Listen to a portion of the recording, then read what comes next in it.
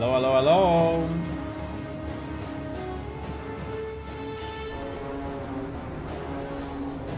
Para pam pam pam pam pam pam pam pam pam pam pam.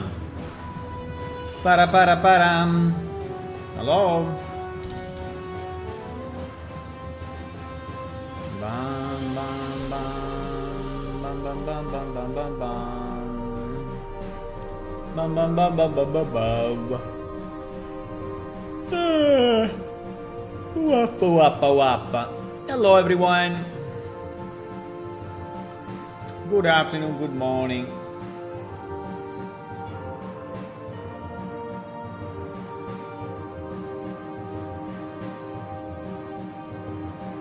Pam para pam. Oh geez, the authentication is always failing. I don't know why.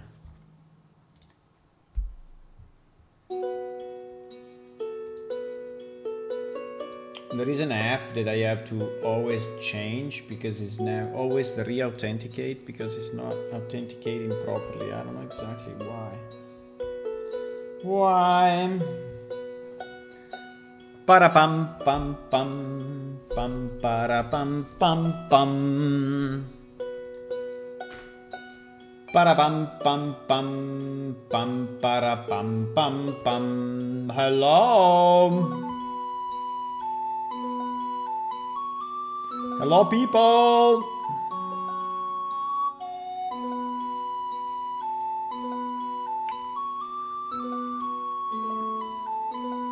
Hello? Okay, where am I? Here. Hello, hello. Good afternoon, good morning.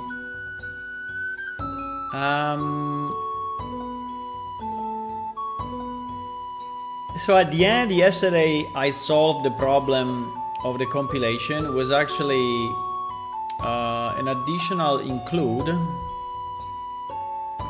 that was added by Ryder when I added the loot entry, right? And that additional include really messed up a bunch of stuff, right? And because it was kind of including other files in a kind of a cascade, and the result was that mess, right? There was like an not understandable now the error. Now the problem is that I tested it and actually it works server side, but it doesn't work client side, and I think that the reason is that we have on the client, on the compendium, right, when we receive the information. So if I go here under UI, compendium, right. So I think that when we receive the data, considering we switched item type 2 to 1, it is thinking that it's a sentient creature, and so is loading the... so this is what I wanted to check, but I'm pretty sure that's the case, unfortunately. So if that's the case...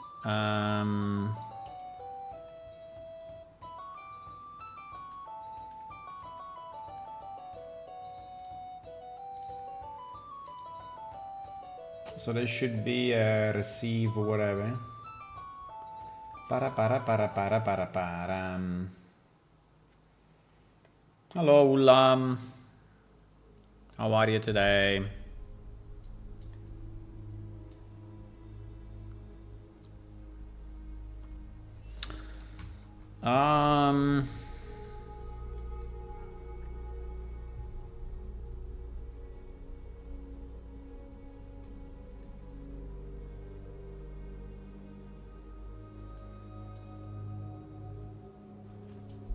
Receive compendium nature data, right?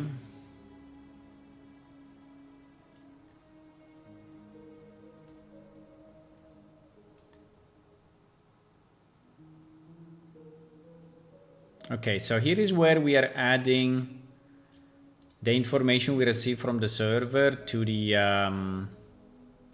window with the drop down, right, for each creature.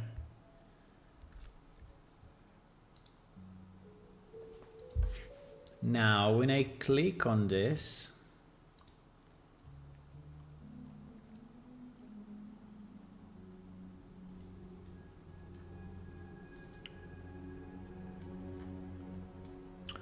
creature select item, right? Hide column, blah, blah, blah. Yeah, there it is. Get creature type, right? So this one is reading if it's a creature 1 or if it's a creature 2. Yeah, you see? If creature equals to 1. So if creature equals to 1, it goes here.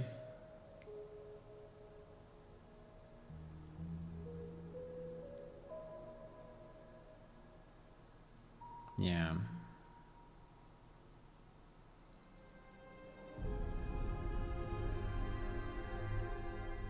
The only thing is that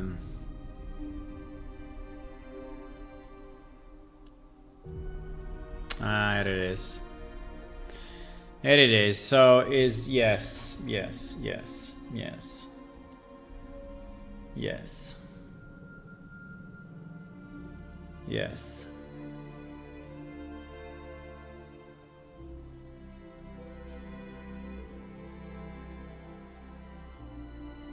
I mean, in theory, if we invert it,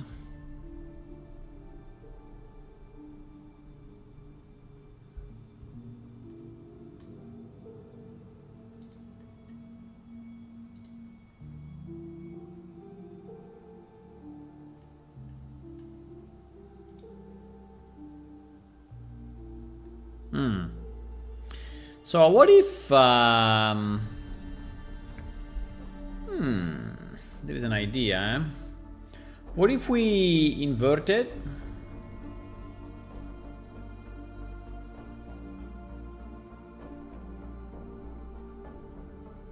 So we don't have to change the client? Can we do it?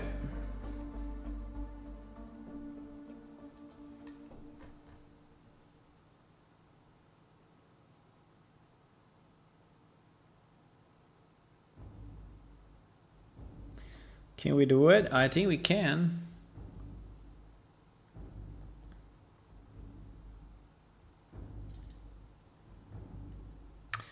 So if I do the opposite,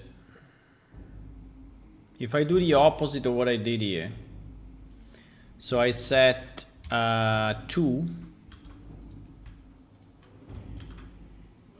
and I set 1.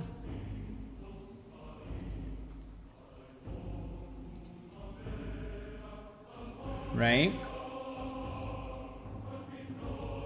Now, the only problem will be that I need to be sure that this happens also in this other database.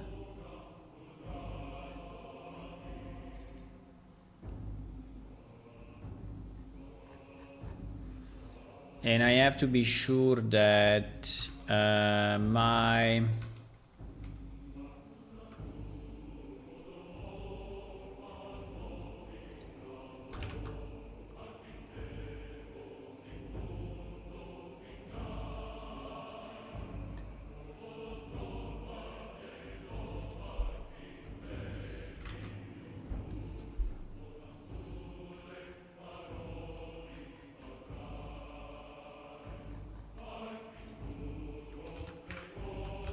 yeah, but basically this, right?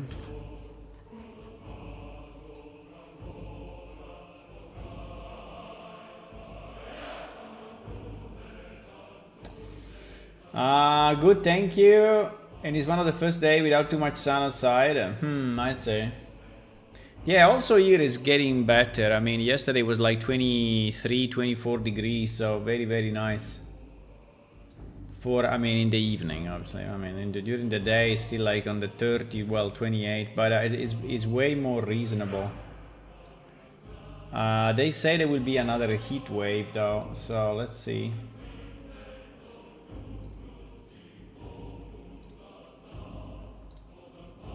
They said it would be another heat wave, so I don't know.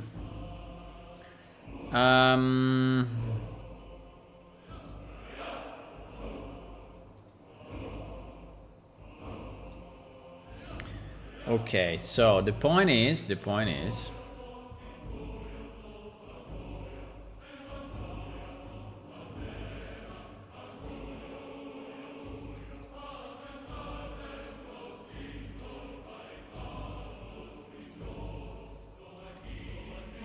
Da da da da da da da.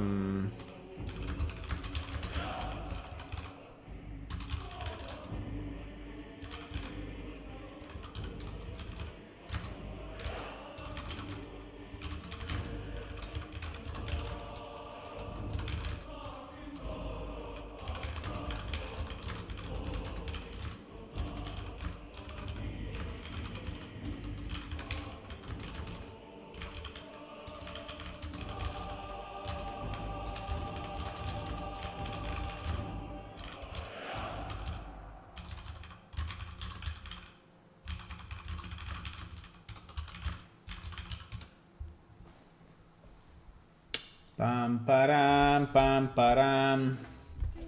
Question: back in the day, player name and guild name were visible above their character. Is something that has been taken out completely, or there is a setting to activate that? Yeah, you have to click on the person.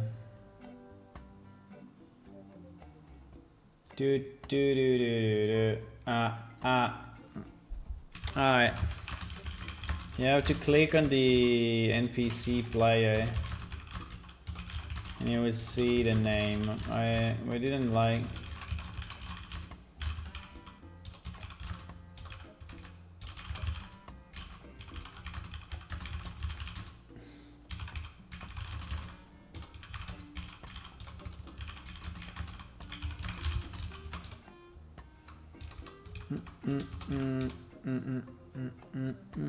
You know, it could be a setting maybe, but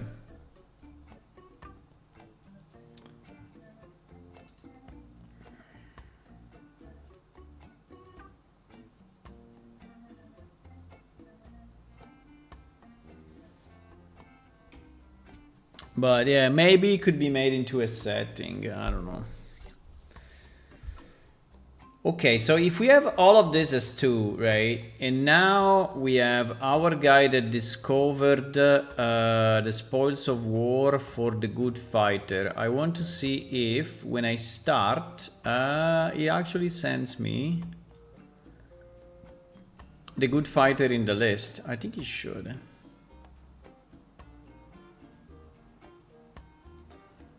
I think he should, my boys. I think he should.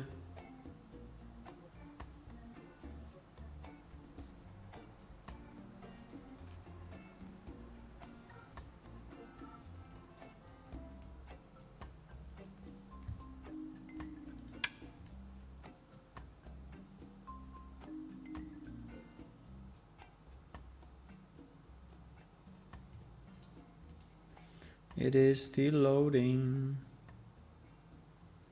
Or it crashed. It crashed? Oh wow. It crashed.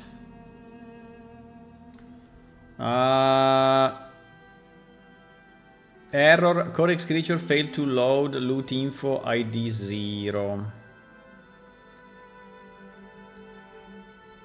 Codex creature failed to load loot info ID 0. Because I switched it to 2 and so it doesn't recognize it anymore. That's possible. Result creature. Ref ID. It is in preload. Wow, I was working yesterday. What the hell? We are on the dummy database, right? So what he's saying is saying that when he's trying to load this,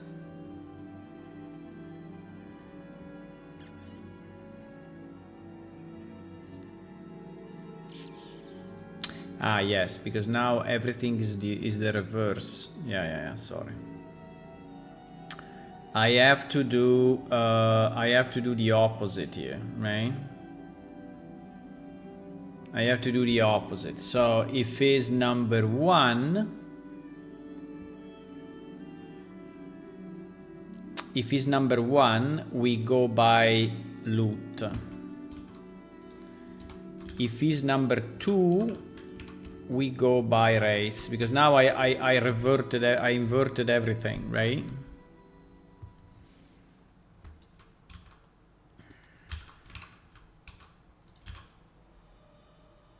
Right.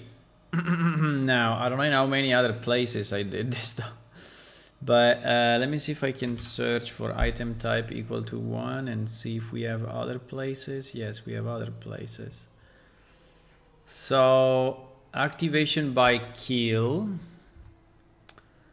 and so also this one is the opposite now, right? So 1 is this. But the good part of this change is that he allows us not to change the client, right? Which is a great thing, because I don't want to do another release just for this. So there is entry by loot ID, and there is entry by race ID. Oops. Entry by loot ID, entry by exactly. Exactly. Now, let me just see if we are using item type in other places where it may be broken.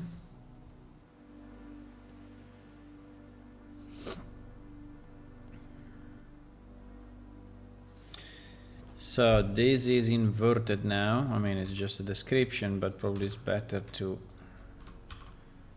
say it correctly, otherwise we will confuse ourselves very quickly.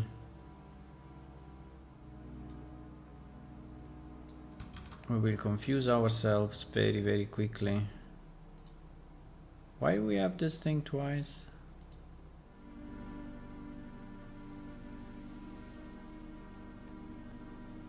Okay, but here it will obviously be okay. It's fine.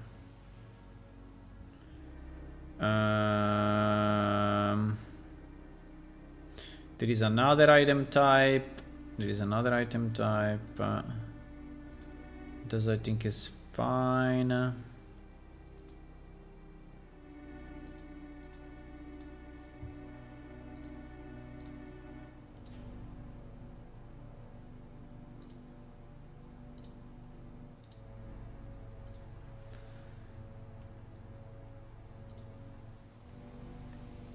This is fine, squaring both of them anyway. That is the one that we just changed, so it's fine. This we don't care. This we don't care. This we don't care. That is another item type. It is another item type. Same. Is fine.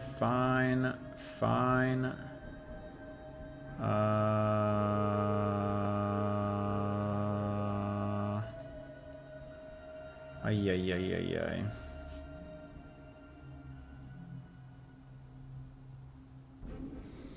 Yeah, there is another item because it is codex. It is codex story, right? Codex story. Something completely different, so it should be fine.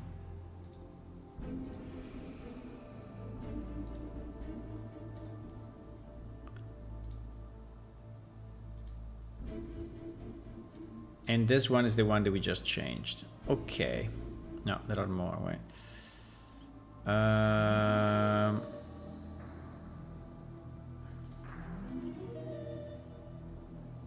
Yeah, this has nothing to do with us.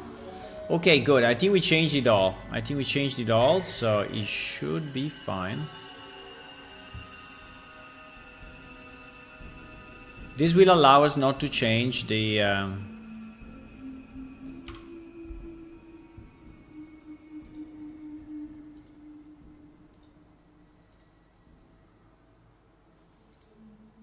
client.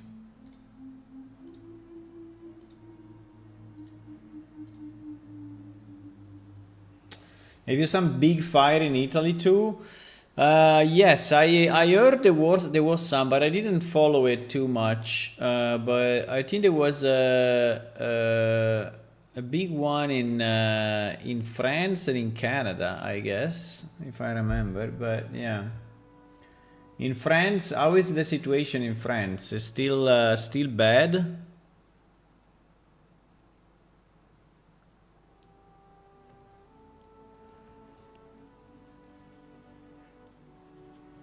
I don't know why they don't, but it's probably impossible. But if you have a fire, right? If you have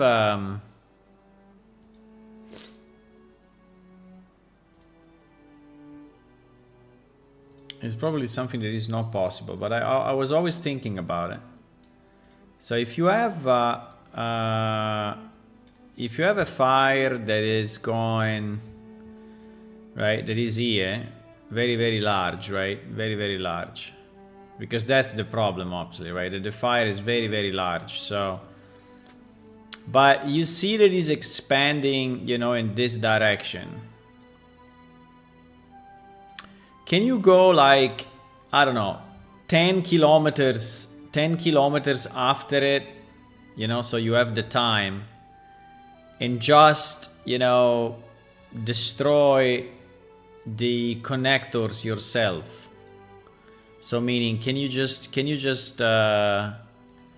dig, you know, can you just dig a hole, right, in the terrain, so that the fire doesn't go? Or is it impossible because it will take you weeks to do it, and when you do it, the fire is already after it? I don't know. Yeah, very bad. More than 250,000 people have been moved, and the fire is near the big town of Bordeaux. Holy shit.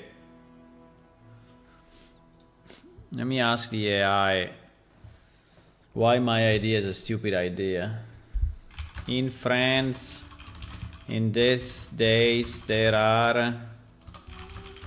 Where is it? Close to your house, Ula, or is far from you? In these days, there are very large fires destroying forests and such. Is it possible to predict the direction? Because I think the direction changes with the wind, but the direction where the fire will go, and then dig a large trench, right, like a military one, where it will go, so that trench will stop the fire from spreading when the fire reaches that place.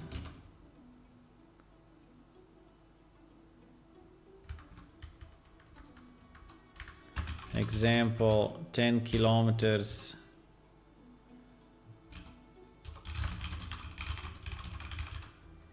I think it's probably too large, so you will never be able to do it, because it's so large that you cannot encircle it in any way. You are near Paris and it's okay.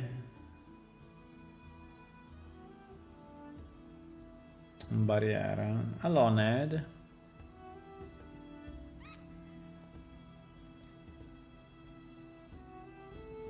Yeah, it's thinking a lot.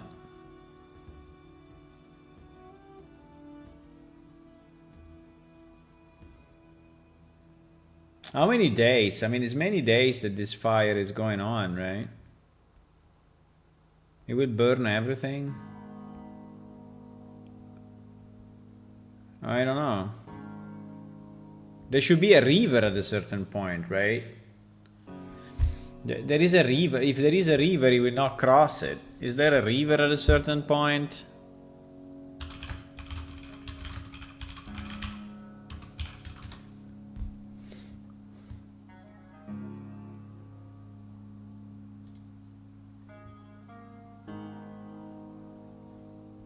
Holy shit.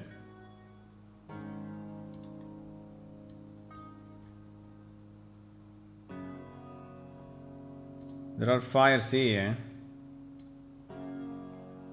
Marseille, Montpellier, Bordeaux. Holy shit, Bordeaux. Holy shit, Bordeaux is everywhere, bro. Bordeaux is all of this. That is the website.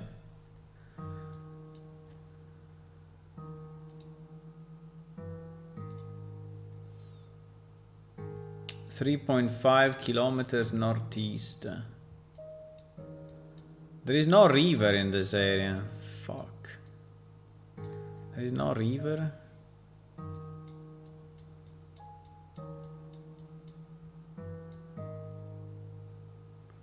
I mean, the city is here, right? So it's very close.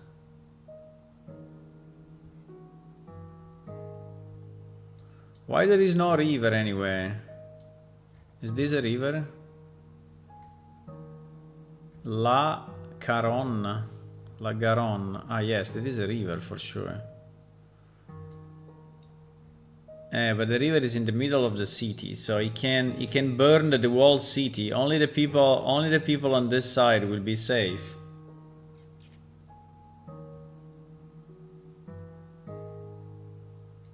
Holy shit.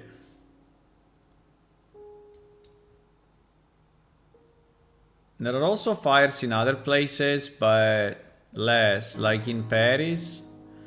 You said you are in Paris. In Paris, there are some fires here, but maybe these are more...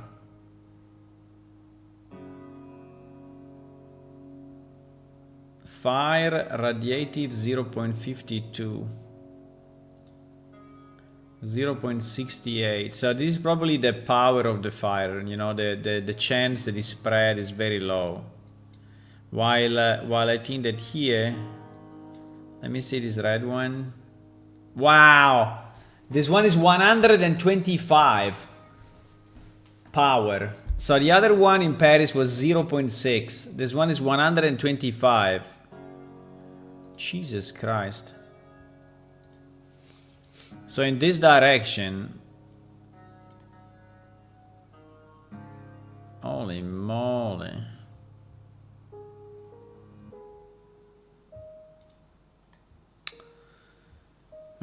He's saying yes, the firefighter already used this strategy called an indirect attack. On Weber, instead of a narrow, deep military trench, they normally construct a broad fire break or control line where the vegetation is removed. Ah, they do it already. Ah, okay. They do it already, yes.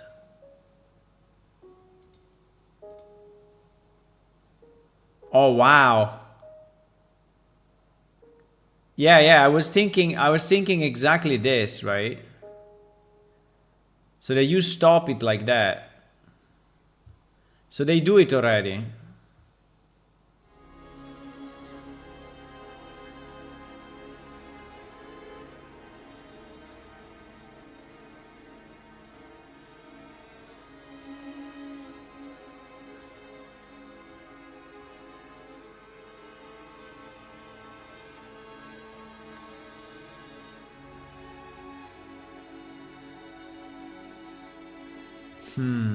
Yeah, the problem is the speed, because it's saying that he's traveling like 10 kilometers in under 2 hours. So you cannot, yeah, so you cannot really,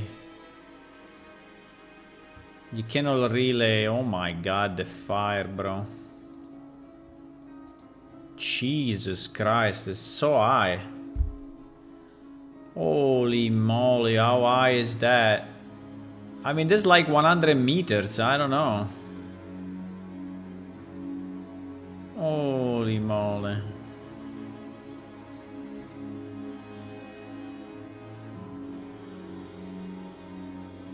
Is it burning winelands?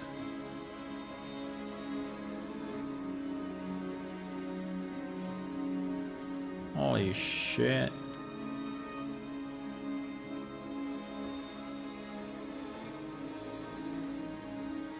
Holy shit.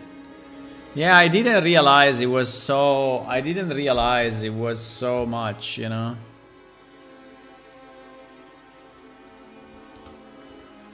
I didn't realize it was so bad.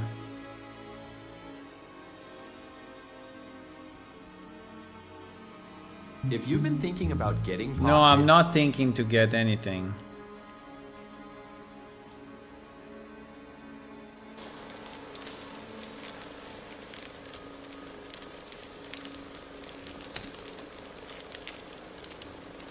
Holy shit.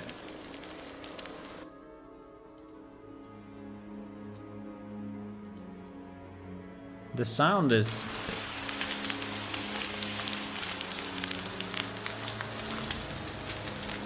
Wow, the sound is incredible. But this seems to be very low flames, no? I don't know.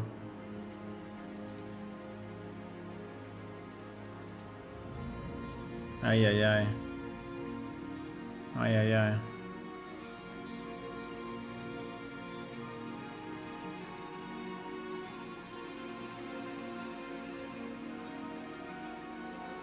Look at this guy. Look at this guy alone doing the work, you know?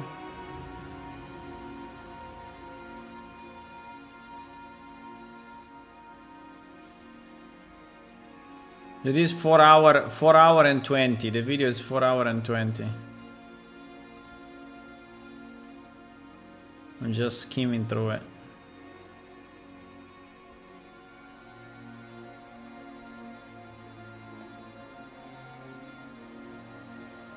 Is this in France? It's the same guy, by the way.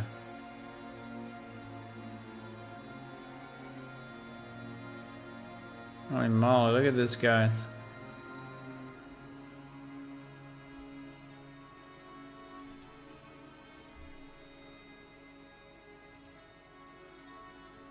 Yeah, it's so hard to cover.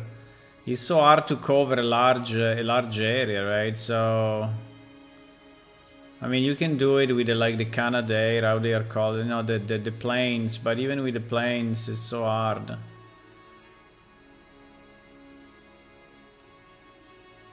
How is it going, man? Voilà. C'était le village de Pissol dans les Landes. Pissol. C'est affecté ainsi? Non, on est venu de nous-mêmes. Voilà, directement.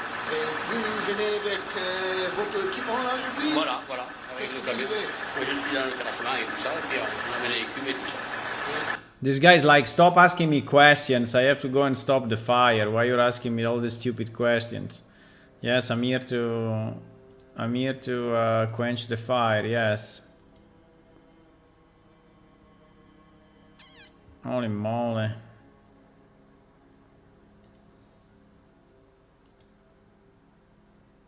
Ay, ay, ay. Ay, ay, ay, ay, ay. The wine is up of Bordeaux, okay. So it just reached. No, because I imagine the damage you can do, you know, to a winery. I mean, if he takes a winery, a GG.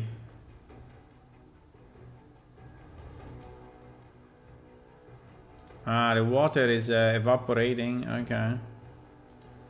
From the plane. Holy moly, 4 hours. 4 hours of wildfires. Jeez. This one is 11 hours. Because they are real time, you know. I mean, they are like...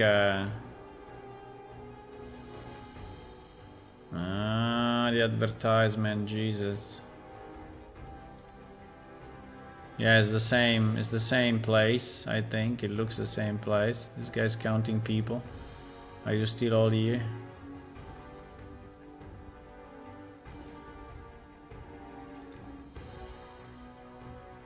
I don't know what they are doing. They're just... These probably people that evacuated from homes, you know? And they have no home. I mean, maybe they have the home, but they cannot go because they risk to burn, right? So these are probably people without a home for a...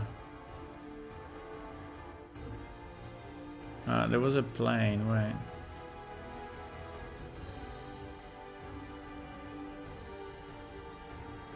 I saw an helicopter for a second.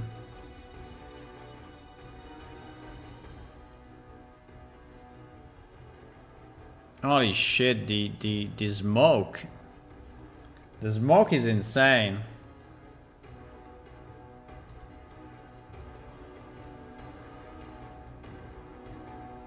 Uh-oh, I went full screen and GG'd out. I clicked full screen and it fucked up.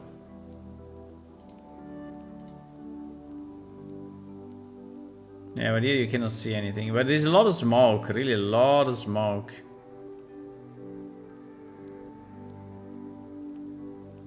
You cannot really see the fires here. It's just people waiting. 11 hours of people waiting. Okay, well. Well, I mean... Hundreds evacuated.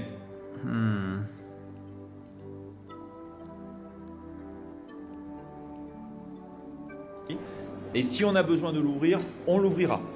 Avec la nécessité à chaque fois de trouver des lits, de trouver des tables, de trouver des volontaires et des équipes. C'est la seule contrainte, mais on pourra sans difficulté passer de 5-6 000 à 10 000 environ. C'est pour ça aussi qu'on a choisi ce lieu-là. C'est un lieu qui nous permet de s'adapter aux circonstances pour faire face à toute l'évolution. Et vous savez que c'est très compliqué d'anticiper parce que le feu lui-même est difficile à anticiper.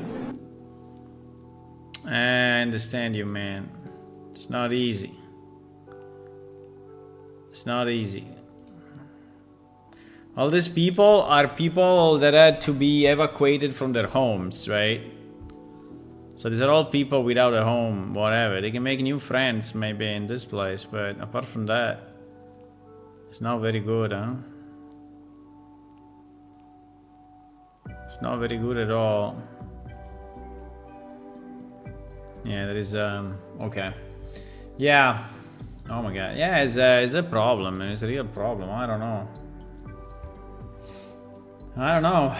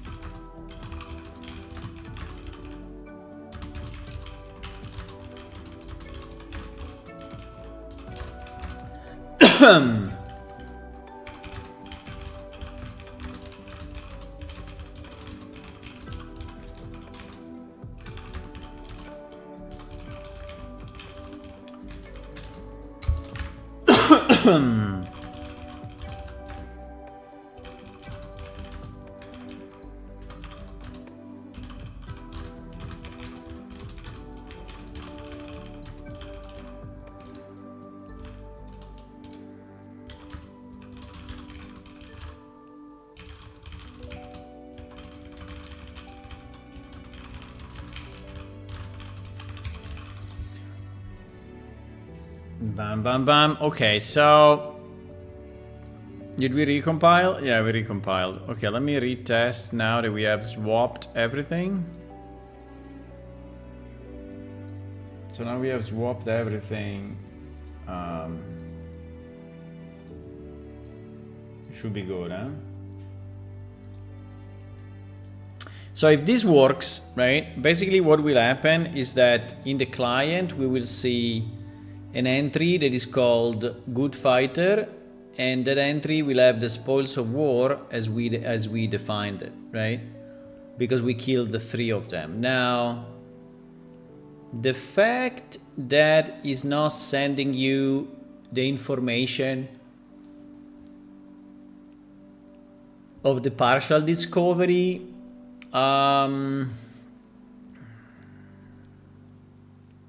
I don't know if I like that or not.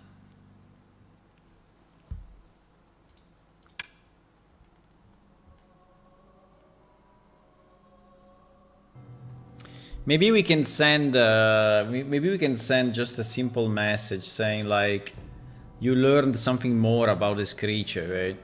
While fighting with it, something like that. Every time you kill one, I don't know.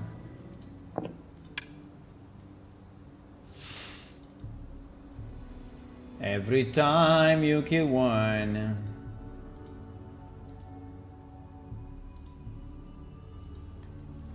Okay, let's see, yeah?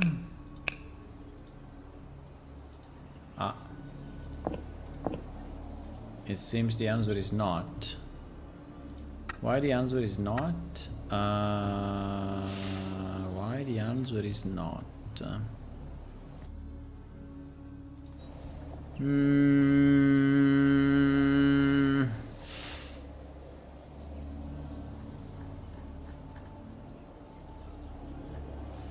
In theory, we should have received.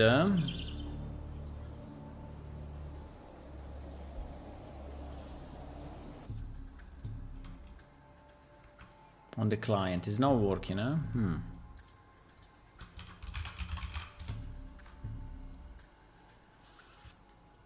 Canvas Compendium. Compendium image dispatcher. Clicked on Compendium image. Hiding pictures.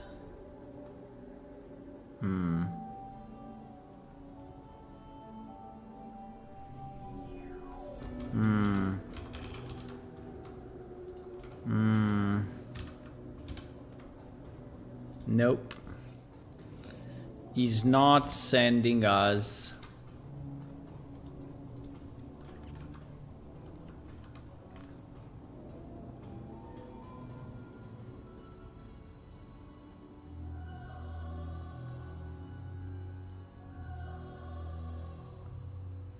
Which is a bit strange though, because I had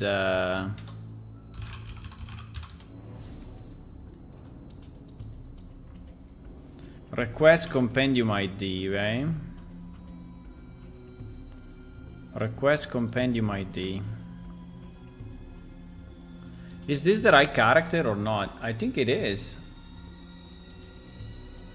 Character discovery. Ah, because we didn't... okay. It's not discovered yet. Yeah, it's not discovered yet. Okay. Let's redo it. Okay, it's not discovered yet because I changed the data.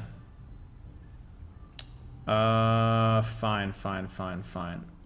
Okay, it's not discovered yet, so we will do it now.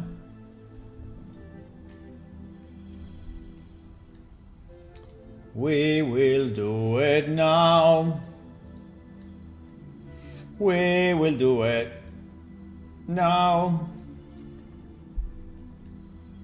I think this functionality will be very good. We can apply it everywhere. Absolutely everywhere.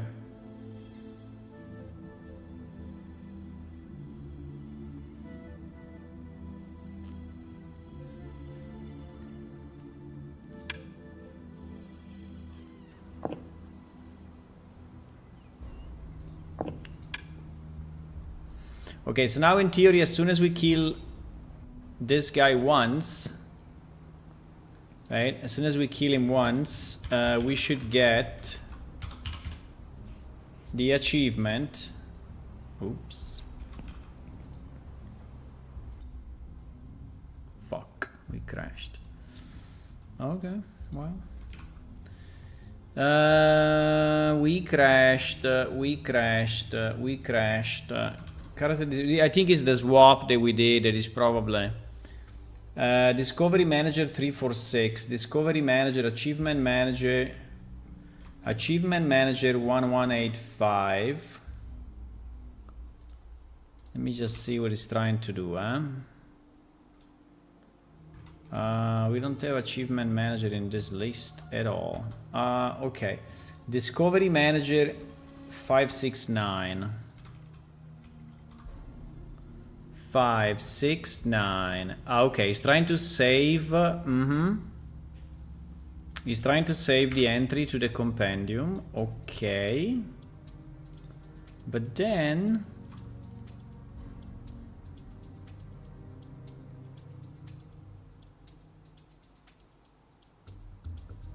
He's trying to save.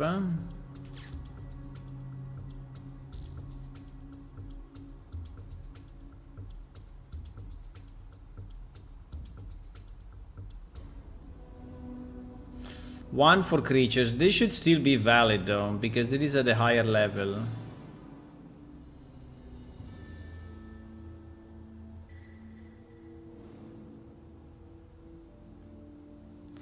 Send the new entries to the player client. So in 346. Because we have the swap now. What? Didn't we? Huh?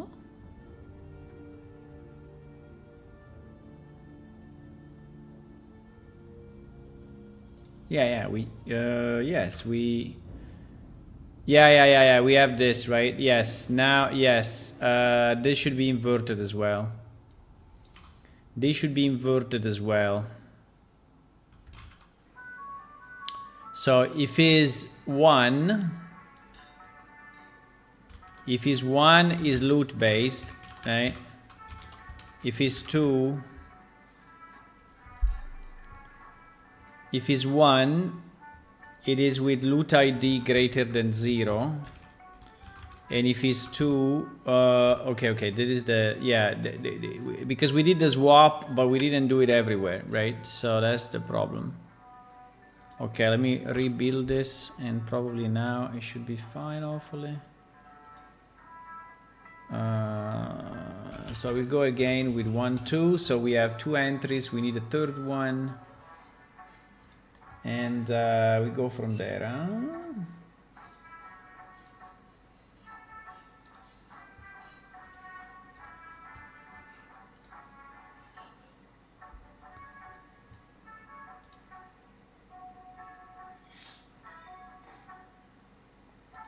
Okay.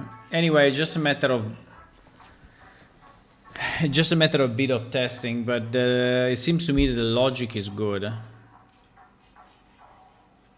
Which I was not completely sure at the beginning.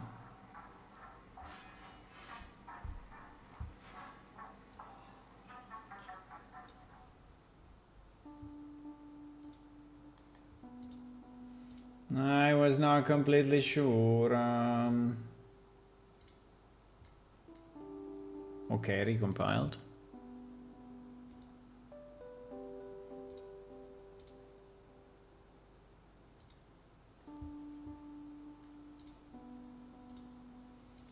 You recompiled, easy.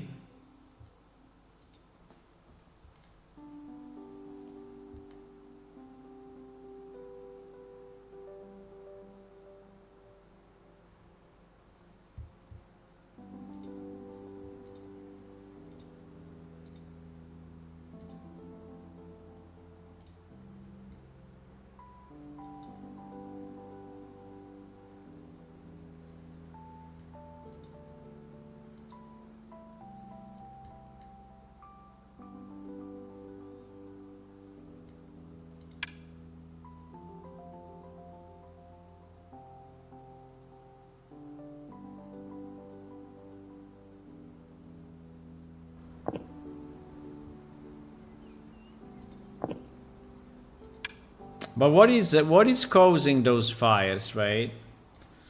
What is the cause of the fires in France? I mean, it's just heat, but you know, heat. I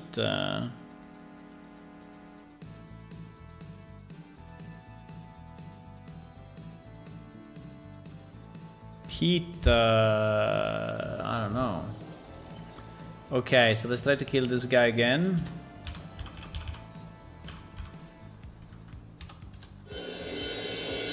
Okay, that's good. So we have the creature spoils. Now, the problem is if we see it or not. Yes, we see it. Here it is. Okay, good. So he actually added the entry, right? He added the entry under Good Fighter, which is the name of the loot. Which is the name of the loot. And he added here at the bottom, spoils, right? 50% chance of broadsword drop, right? Which is just a text that I put there. But it actually works. Okay, so if this works, and I don't have to update the client, we need to think to how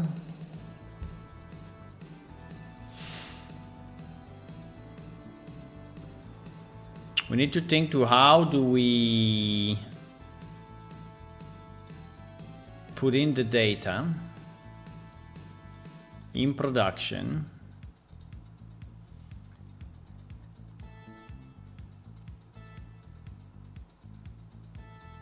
for our gladiator, right? How do we put the data in production for our gladiator? So if I go back to production, right? And I initialize those 3 gladiators. And then I add a new entry. Yeah, the problem is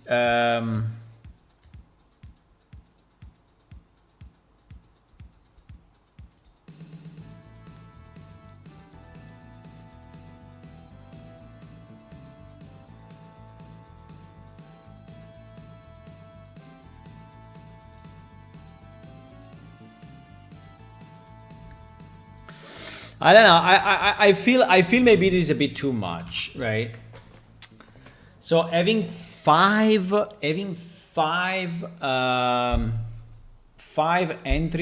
I mean, they can be short, but I think it's very meaningful for the sentient races, right? Because for the sentient races, we can have nice description, and we have already, right? We have already, because if I go here, right, the habitat is speaking about their home world, the ecology is speaking about what they eat, the history, a bit about the eat. So if it's a sentient race, I think it makes a lot of sense, right? But if you just have a monster, right? That is why I did the different. I made a differentiation, but I don't know. I feel that probably combat and spoils can go together.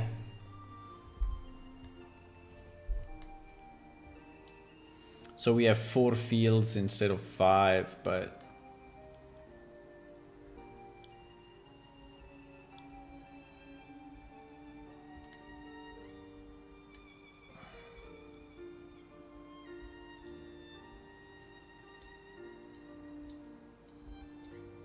what do you think we should have in spoils? Should we have the real description of exactly what they drop?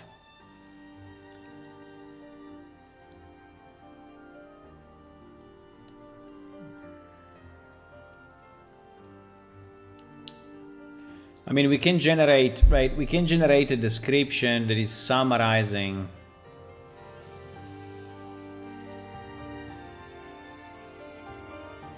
We can generate a description that is summarizing a loot table, right? Like this.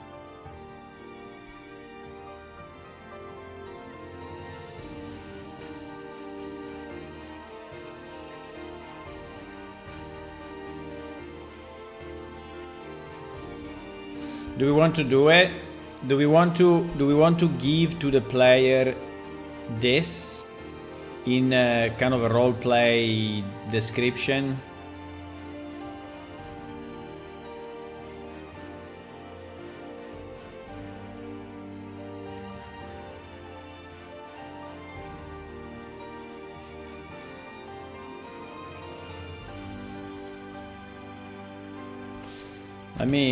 I think I can ask the AI to do it, by the way. It would be so much easier. I think random percentage we should avoid it.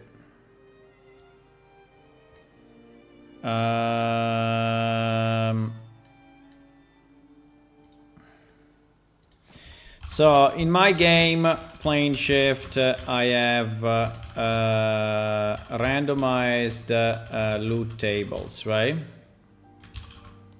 Each NPC is associated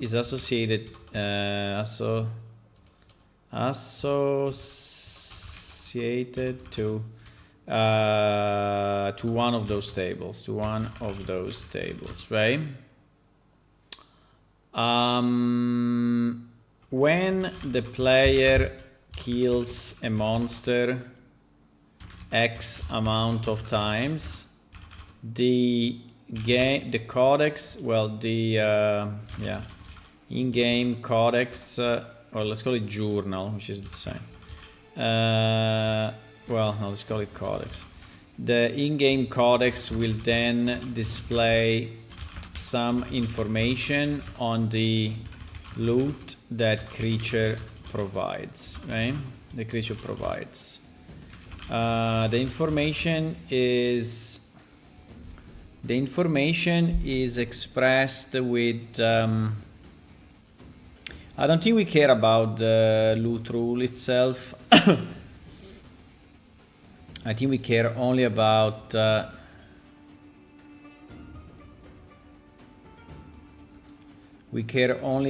loot rule details, right?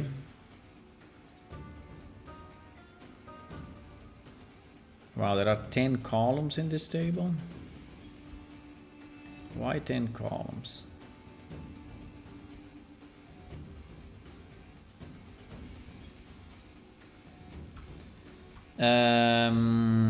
The information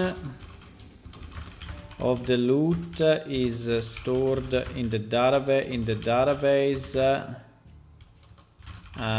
in this table, right?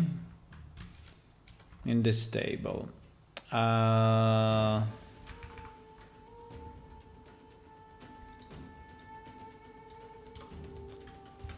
In this table, I would like to provide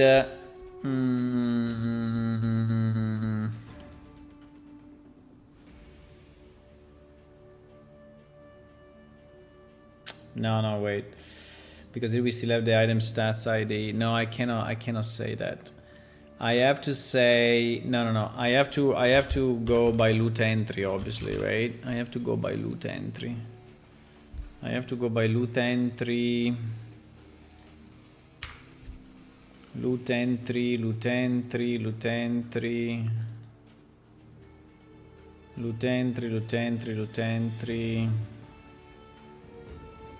Loot entry.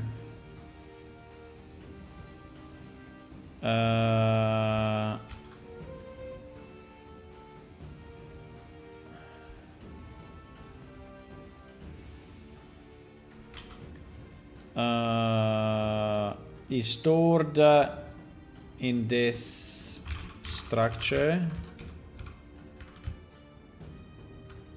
Well, in reality, is stored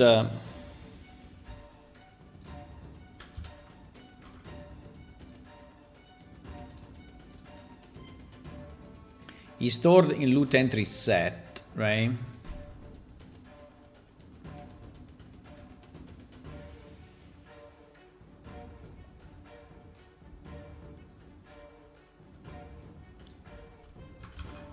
Let me do it simpler. I don't know if it's quicker that I just do it myself, but I think it's fun sometimes to work with the AI. Is right in this structure where the name of the item is PS item stats. PS item stats, I think is get name or something, right? Where the name of the item is PS is a get name. So I would like to provide a description. I would like to create a description of the loot in a text format which is let's say role play acceptable. I don't know if I want to say that to the AI, but so what I mean is that I don't want to give the full detail, right? I just want to give an indication of what are the items. So I'll do a description of the loot, giving the list of normal items, meaning the ones that have randomize equal to 0, and the magical ones or the special ones. Special ones, you know, the ones with randomize greater than 0. The latter will have from 1 to 3 special properties, and I would like to tell the player, right, how many special properties the item may get, right? Now it's not really true that is because it's the maximum, right?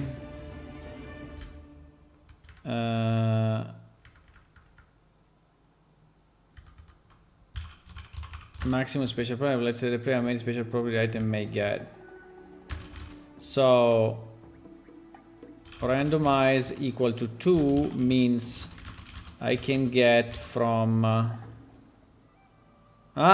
no, in reality I can also get 0, eh?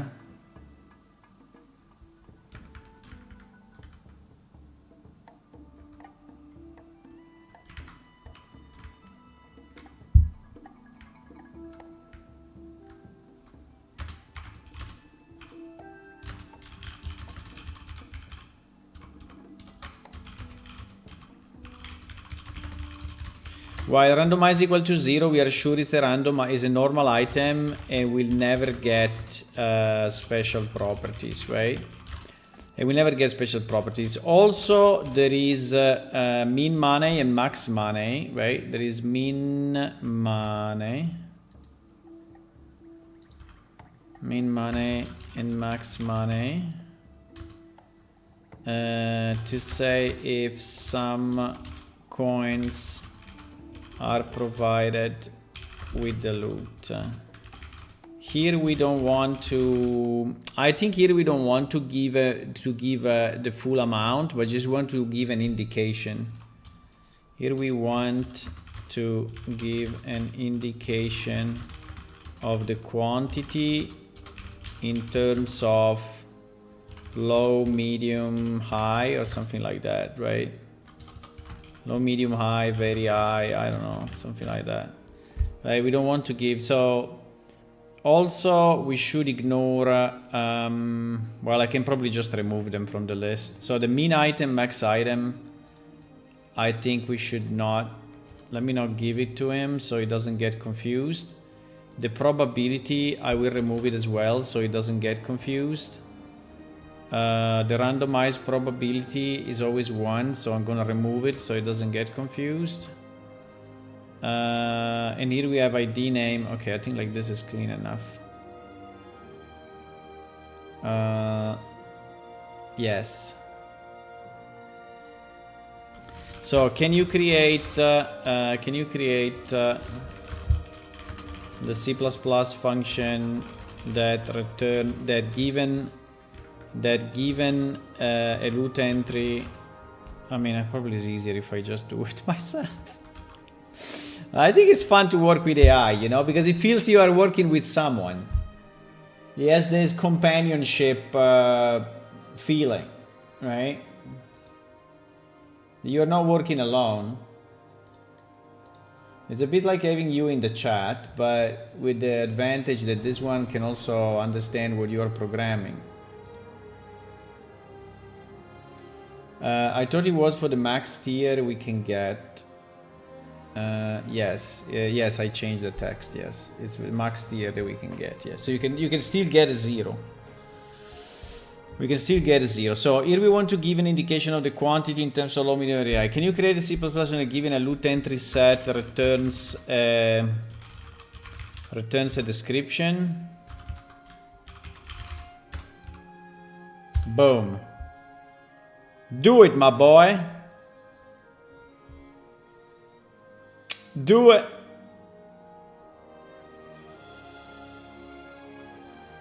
So basically you go around, you kill creatures. Now I have a question for you, Ned. It's an important question. At the moment, when you kill a creature, even if that creature has a spoils of war knowledge in the compendium, I mean, it will have a knowledge in the compendium. The game doesn't tell you anything. So you are killing one trapper, is not telling you anything, but silently is registering in the database that you killed one, right? Then you kill another, and again, it's not telling you anything, right? It's silently recording that you killed 2, and so on, and 3 and 4 and 5 and 6 and 10. Then when you arrive to 10, if we decide that the number is 10, but let's assume the number is 10 for a second, right? When you arrive to 10, it will tell you, oh, you discovered something new about the trapper, right? And you will see the entry in the compendium. Now, my question is, do we want to tell the player every time he kills a creature for which it does not have yet the compendium entry unlocked, something like you discovered something like, by killing this trapper you discovered something new about him, or something like that. Kill more to discover more. I don't know. I mean, we need to find a good phrase, right? But so to basically give him the hint, right? Give him the hint that he's doing a mini quest, right? He's doing the mini quest of unlocking a compendium entry. Or we want to be silent. Oh my god, what is this code? Jesus. An example results would be normal items, rat hide, small bones, thorn cloth. Special items, rusted sword, 0 to 2 special property, tribal necklace, 0 to 1 special property. Coins, medium amount. Yeah, I think it's pretty good actually. Do you like this text, or is too non-role play? Is too non-role play?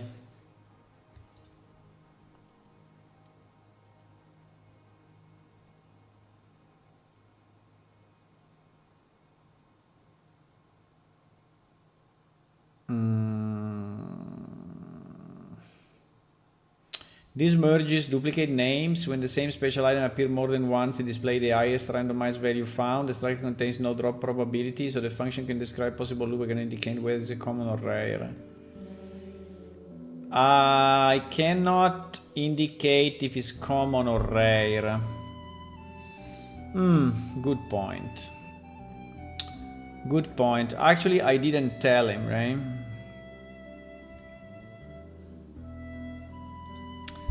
Good point. Why I have 2 prompts here?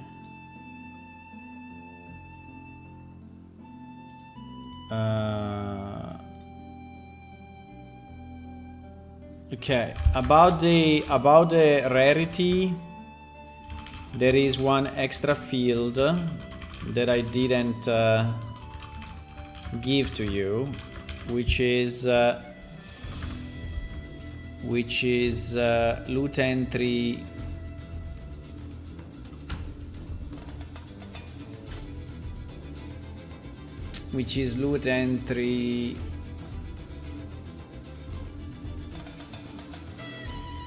Para, para, para.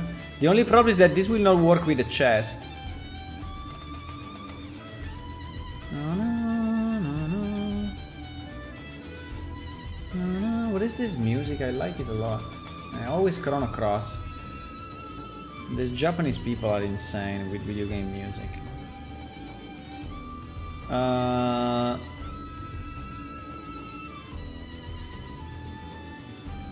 Which is loot entry probability, right?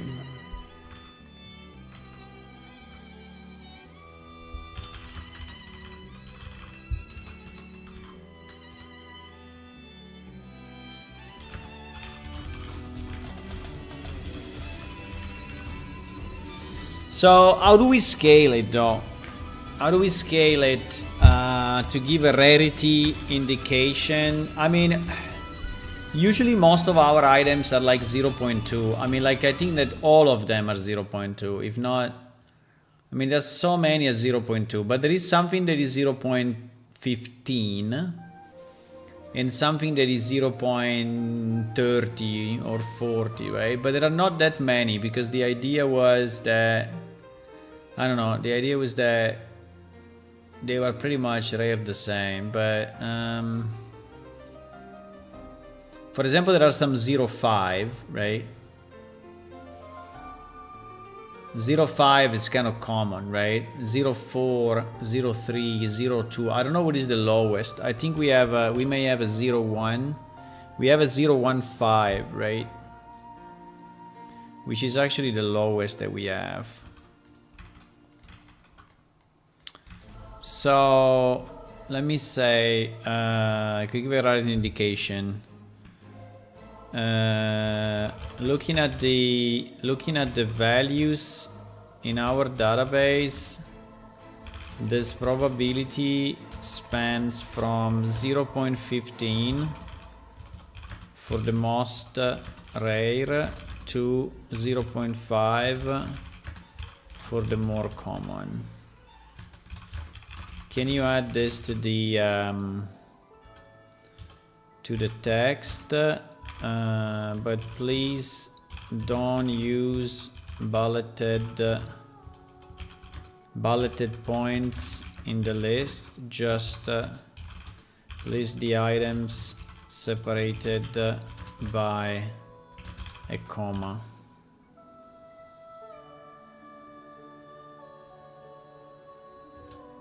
Okay. Oh, this was not the thing.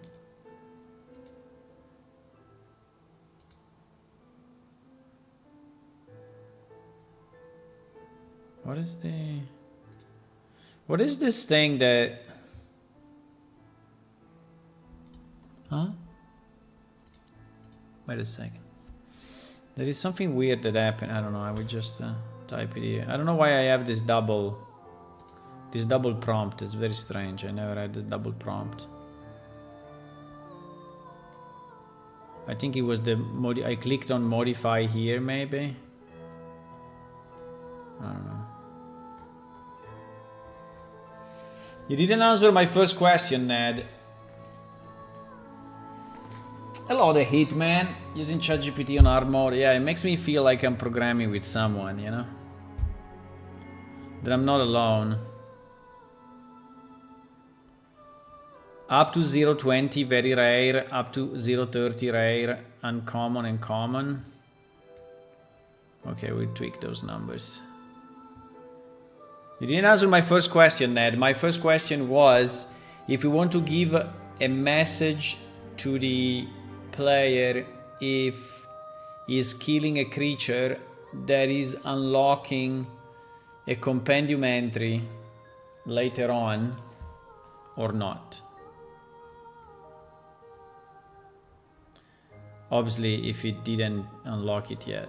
Why this code is so long?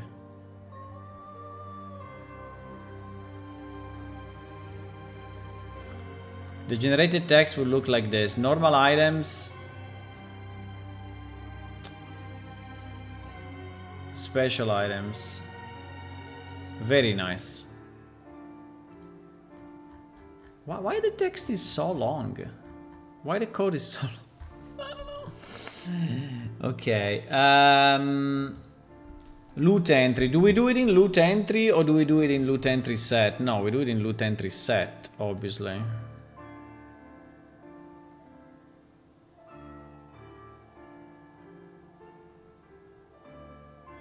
So it's this thing. Loot entry set, build codex description. Loot entry set. Now I will discover that we already have it, huh? No, I don't think so. No, we don't have it. We definitely don't have it.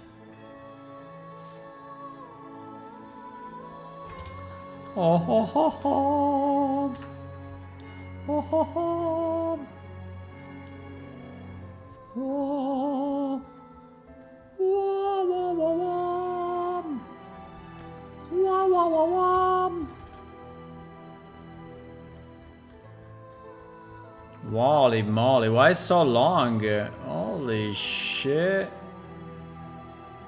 He wrote like 3 million lines.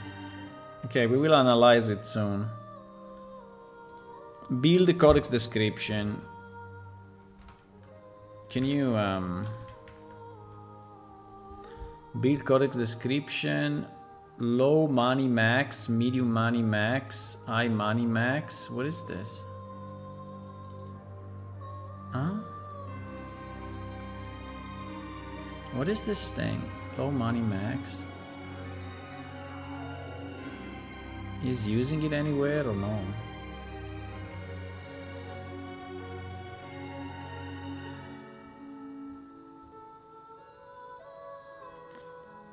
Ah, so you are giving an indication in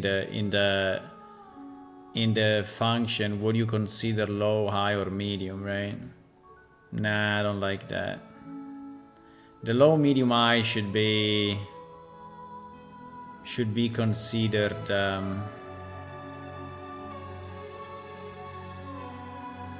Nah, all these variables. I don't want all these variables. I don't want them. I don't want them. Okay, let me ask to change. Okay, good, but I don't want to pass in low money max and the other shit. Medium money max and high money max, right? So it should be constants. It should be constants set to whatever. Set to, I don't know, 100, 500, 1000.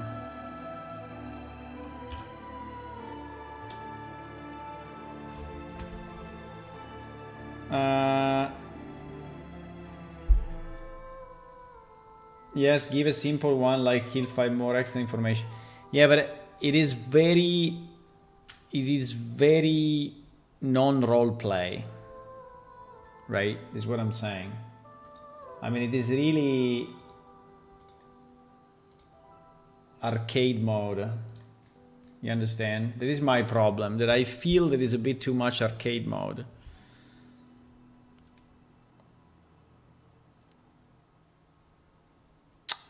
So I don't know. I mean, I would like to, I mean, we can say it, but we should say it in a bit of a roleplay way. I don't know, like by killing the creature, you learn more about his spoils of war, something like that, right? But you need more to fully uncover it, something like that. I would like to avoid 1 out of 5, right? To just print something like 1/5 and then 2/5 and then 3/5. I mean, it feels like you're playing an arcade game. Understand my problem? I know it's probably only my problem, but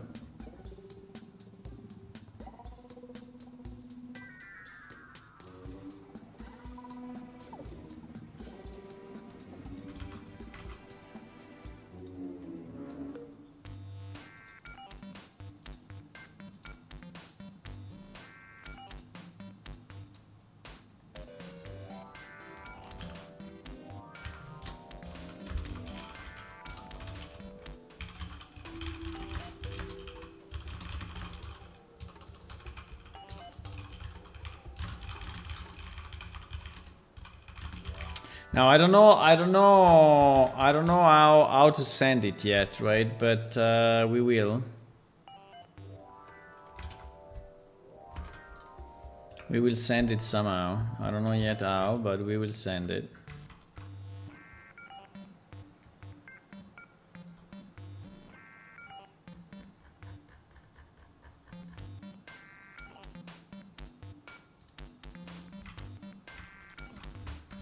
Okay, let me see what this AI did. One of the good part, you know, of AI is that at least it makes code that usually is working, so you don't have to test it a lot. What is this F normal loot info? Anyway, okay, here we have our loot money. Yeah, that is good, right? So that is money. I didn't add a single comment in the whole thing. Oh my god.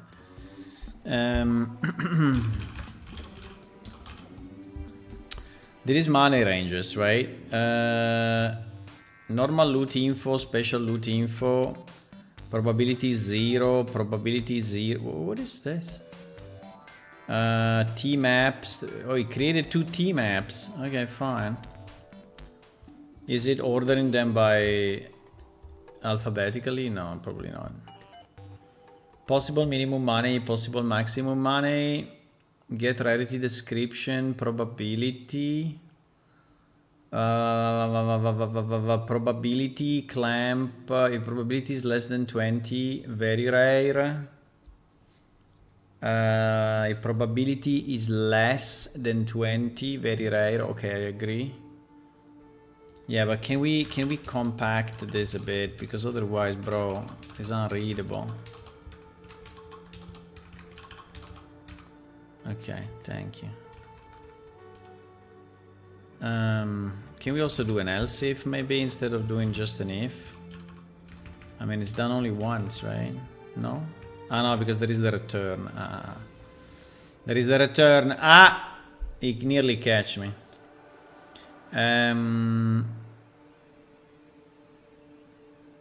Uncommon and common. Okay, fine. I think that is okay.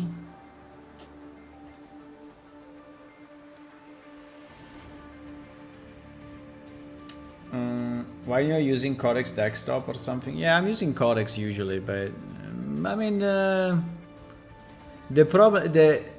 reason I'm not asking him to change our code directly is because our code base is so large that Codex cannot read it. And so if I launch Codex and I say, hey, can you change this function, go and read it, it will just bail out saying nah. I tried that with a subset. I tried that with like 50,000 lines. It was like 2 months ago. I took like just a subset of our code and I gave it to him, and he said that the code base was too large and it didn't work. So on this project I'm not using Codex directly. That's not true. Well, it is what happened to me.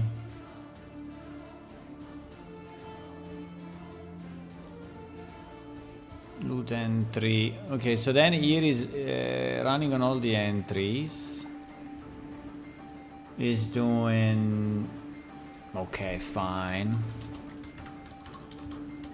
Then is doing entry item. What is it? Is a item stat, yeah. Item stats. I don't know why it's doing this weird thing, but it's fine. What is the maximum project that you gave it to him? 100,000? Yeah, we have 300,000 plus, so.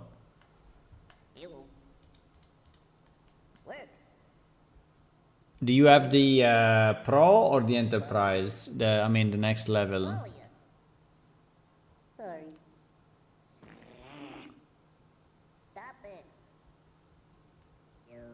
Or the free. I don't remember if I tried it with the free. Maybe I tried it with the free at the time.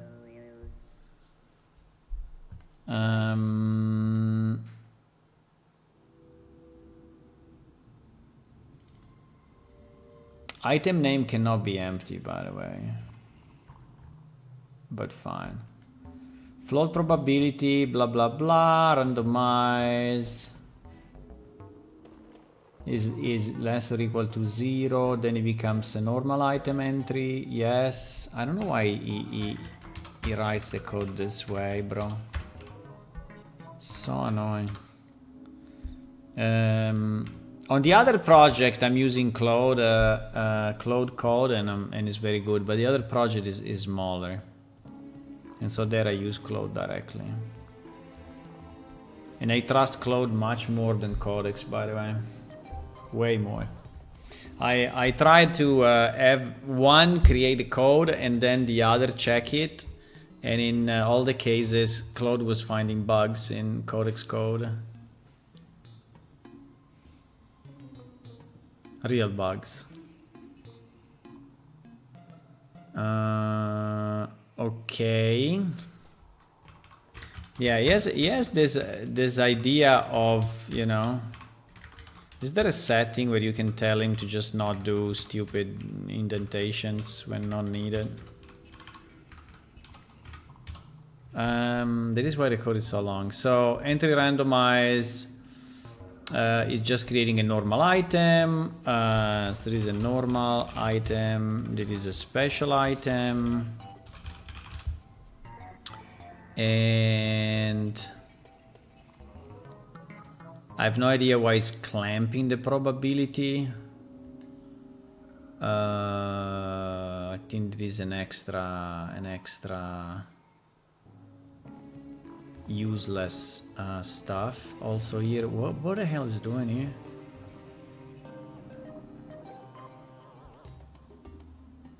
Is doing max between what? Between the... Huh?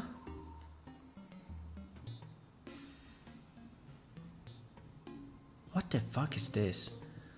Why? Why is doing this?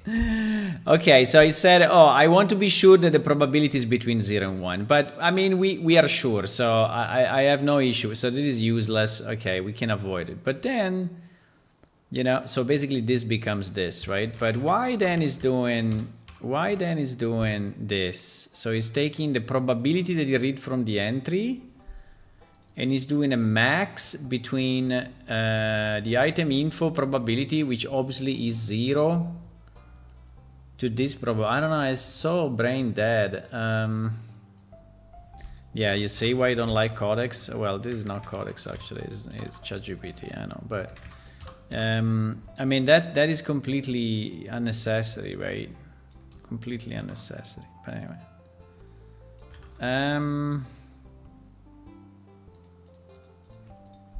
Okay. He really likes the max.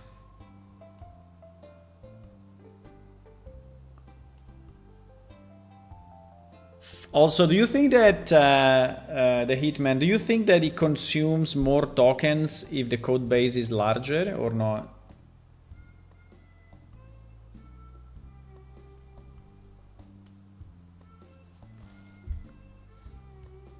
I think one day I will give it this project, but one day I will give it this project as well. But not for now. Also because consider that 50%, well, maybe not 50, but 20% of this project is blueprints, right? And so he cannot read them. And that's an issue. So he just guesses what is in the blueprint, right? You have a mega project. Well, 100k is big, yes, but our project is 300k, right? 350k or so, so it's larger definitely. But yeah, I mean, it's comparable size, I guess.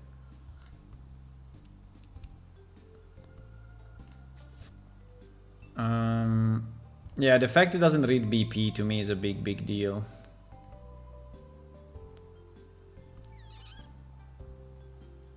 Max special. I don't understand why is continuously comparing to item info, and item info actually does not exist. It was just created here, right? So item info is a new guy, right? Is a new guy, so has 0 properties. So why is doing all these max? I mean, it's completely stupid. Claude will not do it. Would not do this at all. Claude would not do this at all. I mean, this line is completely stupid, right? Why you do this?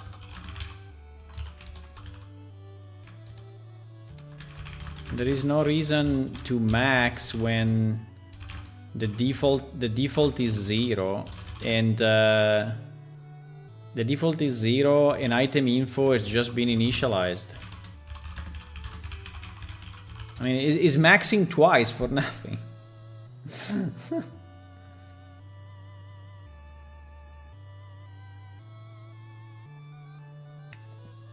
Is reading the BP? No, I mean, for what I've seen, is not. What do you mean is reading the BP? It's you mean that because the BP are U assets, no? I can ask him, but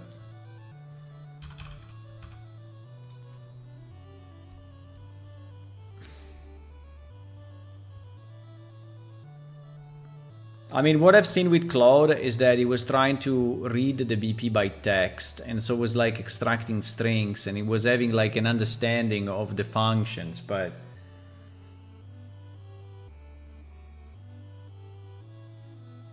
is all text? No, it's not text. You cannot open a U asset, no?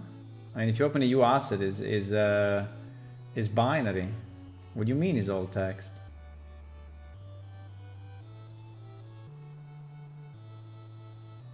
What do you mean?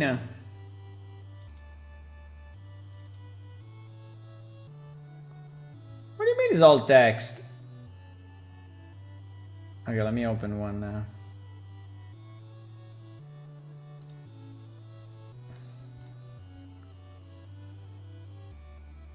So that is one U asset, right?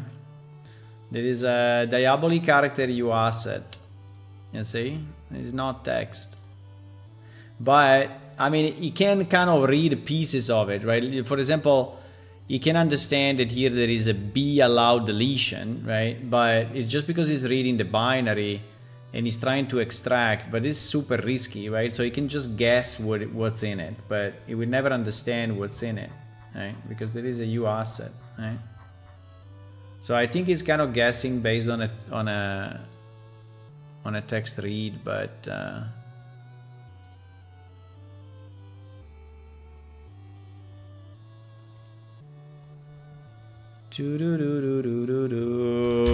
can you read an Unreal Engine U asset?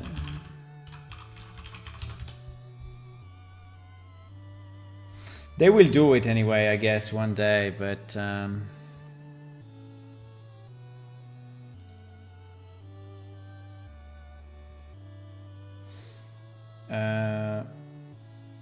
copy that, begin up. Yeah, but I mean, okay, if you copy paste it, yeah, if you copy paste the graph, but it is not what I need, right? So what I need him to understand fully what's in the blueprint. I cannot copy paste. We have like 1,500 blueprints, right? I cannot go and copy paste stuff, right? So it's impossible.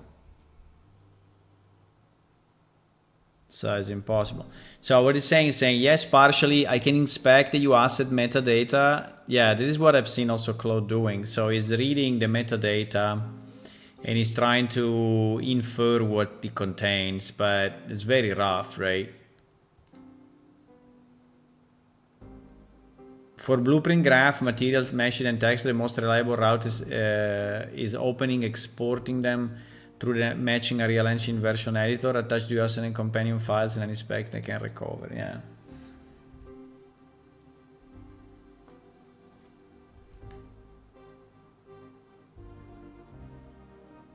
You can do it with a UMCP. It will use Python and read the binary.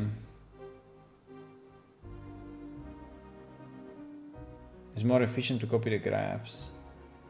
Yeah, but I don't understand how you do it by copying the graphs, right? So like, if I ask a question, right? I ask a question like, oh, I need to change this function, right?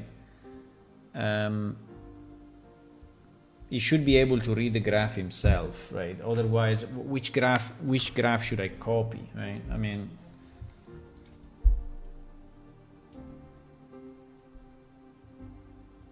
yeah, but it's not a function. I mean, it's like, I don't know how to explain, but let's say that I say, okay, like now, right? I say, okay, I built my codex description, and now I need to send it to my to the correct blueprint, right? And I'm asking which is the correct blueprint to send it to.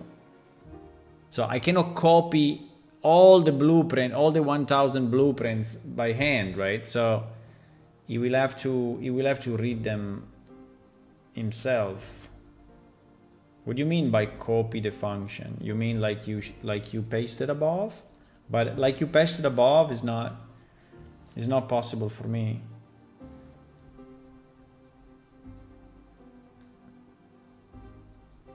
That's a vague, not great way to ask it. Yeah, I know, but it's exactly where AI is useful. If I already know how to do it, then I just do it myself, right? So I need AI when maybe I'm not sure of something. If I know already where to put it. So what I'm saying is that if it cannot really inspect by itself all the blueprints, it's not very valuable to me on the client side, right? Maybe they will do it in the future. I'm pretty sure they will do it. But at the moment, it's less value. But I will try to give him this whole project one day.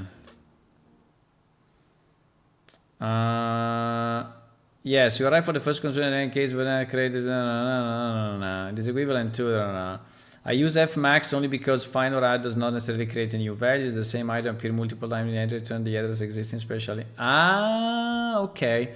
So I did the max for the subsequent items. Because it's a for loop. Okay, now I understand it better. But he said, yeah, that the first one was not okay. So he's trying because if the item appears multiple times in the, which by the way is not possible because we don't. But anyway, it doesn't know. It doesn't know. If the same item appears multiple times, yeah,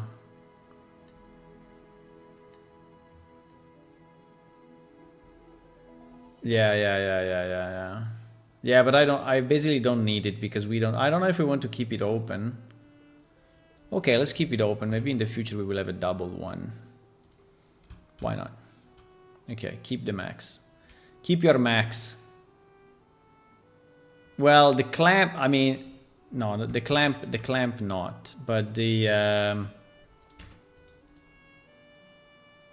clamp with 0 and 1 not, but this one max is basically this 4 is going through all the loot entries. So if there is one that is actually higher, is going to catch it. Is it?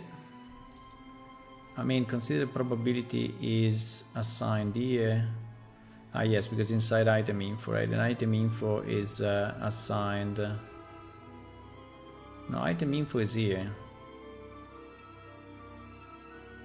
Huh?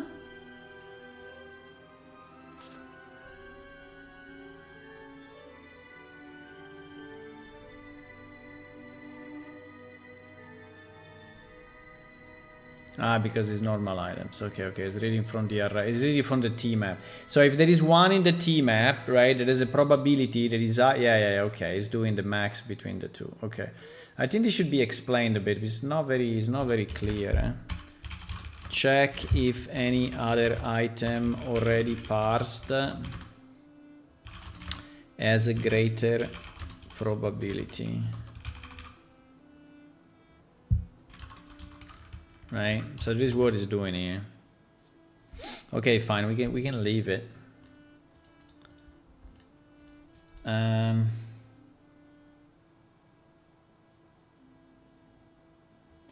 I can, but I don't recommend it. The way you just said it would be wasting token for no reason. I feel like I need to do a video now to use AI with AI. Yeah, I think it would be good. No, anyway, thank you for this information because I think it's valuable. It's valuable. I think I will try. I will try it more, but I will probably do it with Claude and not with ChatGPT. It's probably biased, you know, but I use Claude more, and so I am more confident on what Claude can do.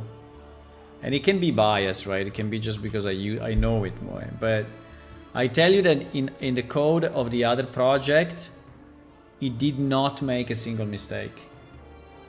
The only thing that it did sometimes, it was over-engineering a bit. But not much, but a bit, right? But it didn't do a single mistake. Which is insane.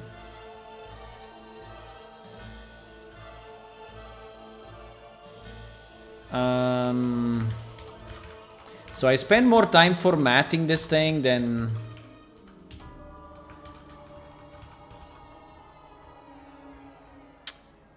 I think next time I need to ask him to put comments because it's very annoying without comments.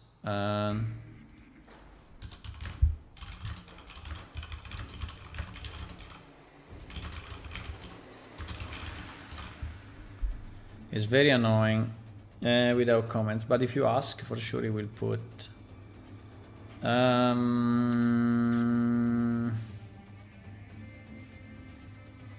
Yeah, this I don't really like because it's doing basically, I think it should consider the total possible on average, no? But okay, fine.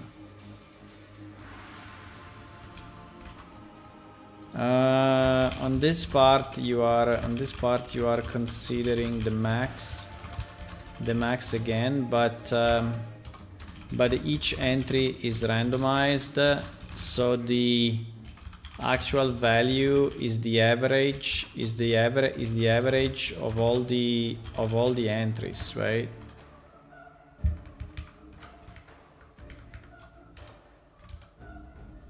Yes.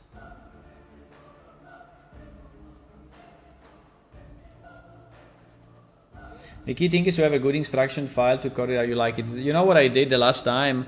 When I did the tournament function for the other project, which is a card game, I asked Codex to build me the prompt. I asked the ChatGPT to build me the prompt for Codex. So I explained him the problem, and then I said, can you build me a solid prompt that Codex will understand? And then I checked the prompt a bit, but it was a very good prompt.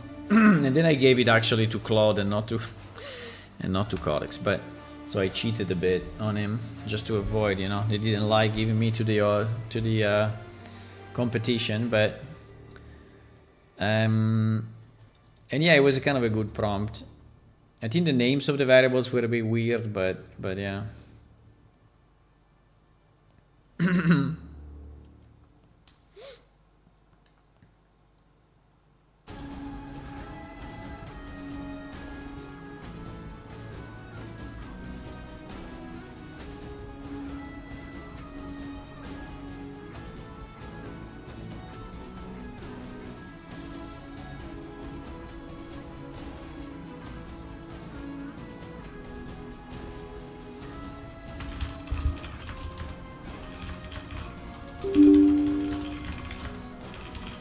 I need a world code with this change, otherwise I go crazy reading it again.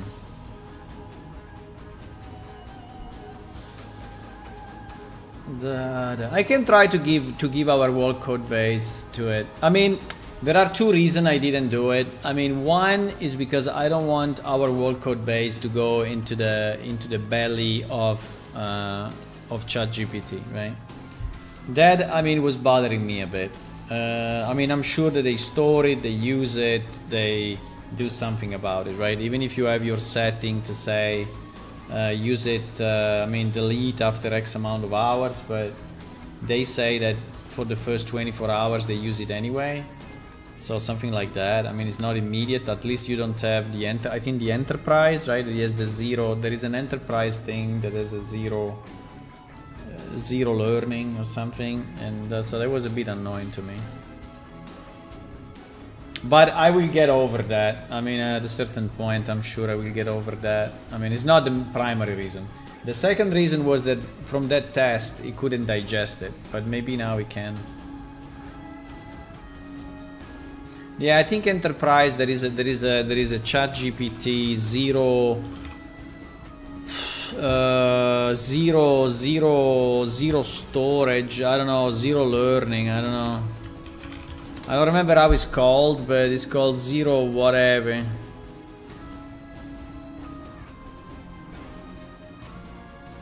Maybe you can find it. I don't know. There is a zero, and the other one is not zero.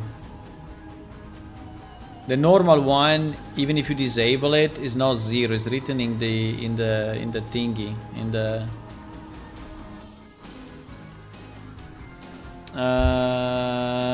I know there is a zero learning option in ChatGPT. Is it only for enterprise or also for the pro plan? I think this. I remember because I read it recently, so this should be. I read it. Yeah, zero data retention. Yeah. Zero data retention, I think, is only enterprise. It is also available on GPT Pro. On a personal free plus or pro plan, go to setting data control, turn off the improve the model for everyone. After opting out, new conversation won't be used to train AI model. While they can remain in your chat history, the main inference is that the training is enabled by default for personal plans, where business, enterprise, and network space is excluded by training by default. One important distinction: don't use my chat for training is not the same as zero retention. Chat may still be stored. You see, chat may still be stored and in limited circumstances accessed for security, abuse investigation, support, or legal obligation. Okay, well, that's kind of okay. For stronger separation, temporary chat is not used for training, is generally deleted after 30 days. I don't know, maybe they moved it also to the pro plan, but yeah, so I remember there was an option that was really saying zero data retention. So what this is saying just that for enterprise it's turned on by default, while for pro you have to turn it on yourself, right? But it is not the way I read it the last time I checked. But maybe it is. So the difference is that they still may be able to access it somehow, right? And anyway, we don't know what these people do, right? So like Facebook was saying, they was not doing nothing, was doing nothing with our data. And then at a certain point, you know, there was a big scandal. They were selling all our data to people, right? So, and it may be exactly the same with OpenAI. So I don't know. That part bothered me a bit, if I tell you the truth. So to give, you know, our 300,000 lines of code to this company. But anyway, maybe I should just swallow.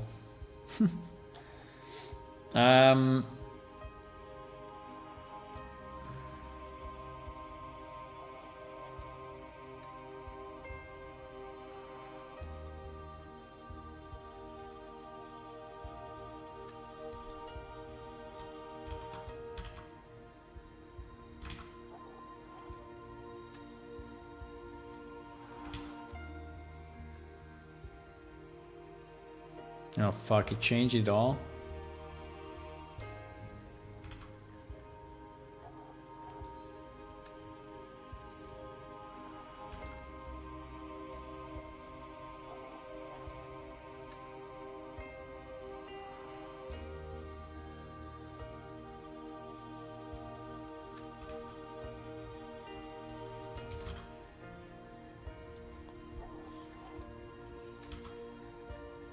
I don't want to copy it all again, but probably I should.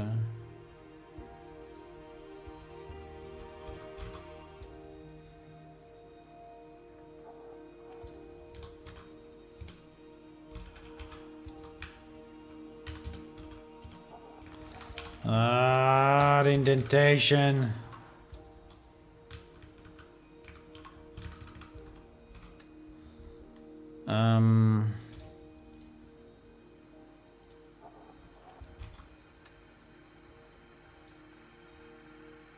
Yeah, they redid it completely, this fucking bastard.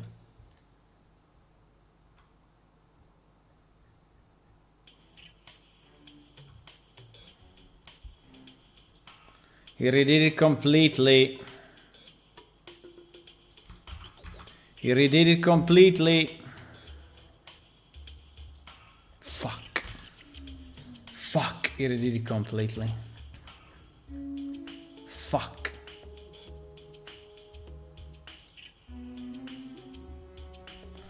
Can you reformat the one above by having the if with one line without brackets? So annoying.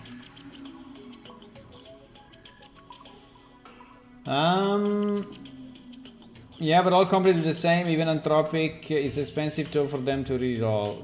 True. From everyone is not exactly how it works. They would retain things with actually input up with the guardrails. I don't know.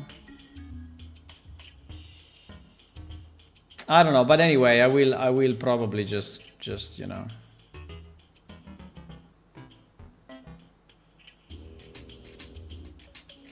I don't understand why this code is still so long. Considering what he needs to do, right? But fine. Okay, I think that is the last time I'm going to I'm asking the AI to change this code, okay? So we will go from here, whatever it is, otherwise it's going to cost us too much time. Also this fucking indentation. Wait, also can you avoid carriage returns for breaking lines that are longer? Please don't do this. It's so annoying.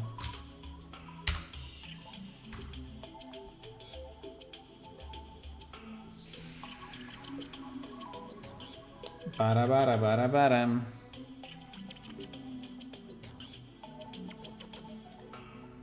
Maybe now we understood.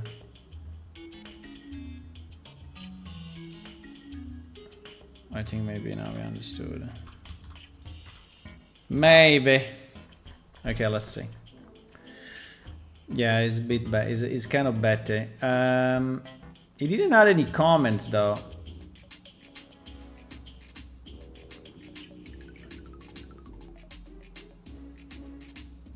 If get name, no, it doesn't.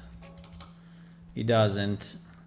Okay, let's see what it's doing. It's defining this, which I like. It's defining this, which is the same as before, that I like. It's defining these two sets, right? Which are 2T maps to all the normal items and the special items. He's having this thing about probability, which is nice.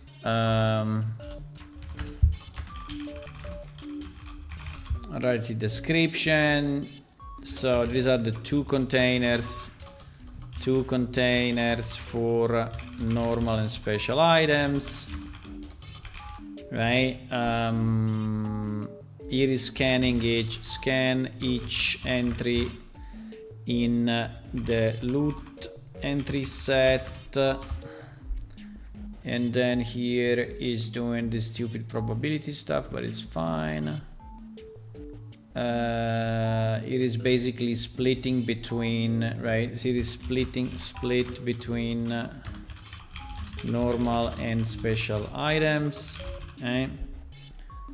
And it is calculating the money.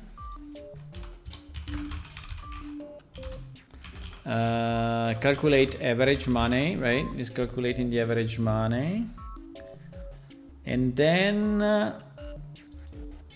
it's creating sections. It's creating sections. Okay, it's fine. It's 3 sections, right? Anyway. So normal items, special items, and money. Okay. Normal items, special items, and money. T-char pointer. What the fuck? Why?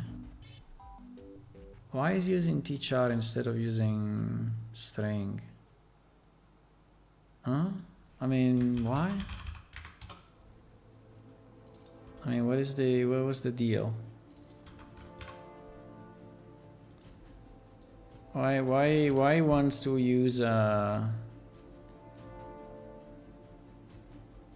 shit. Why is doing this? Why is making it const? Why he wants to make, yeah, that is a bit over engineering again, so I don't know. Claude sometimes does, well, not exactly like this, but it's doing this somehow as well. I don't know, it's kind of over engineering a bit. Okay.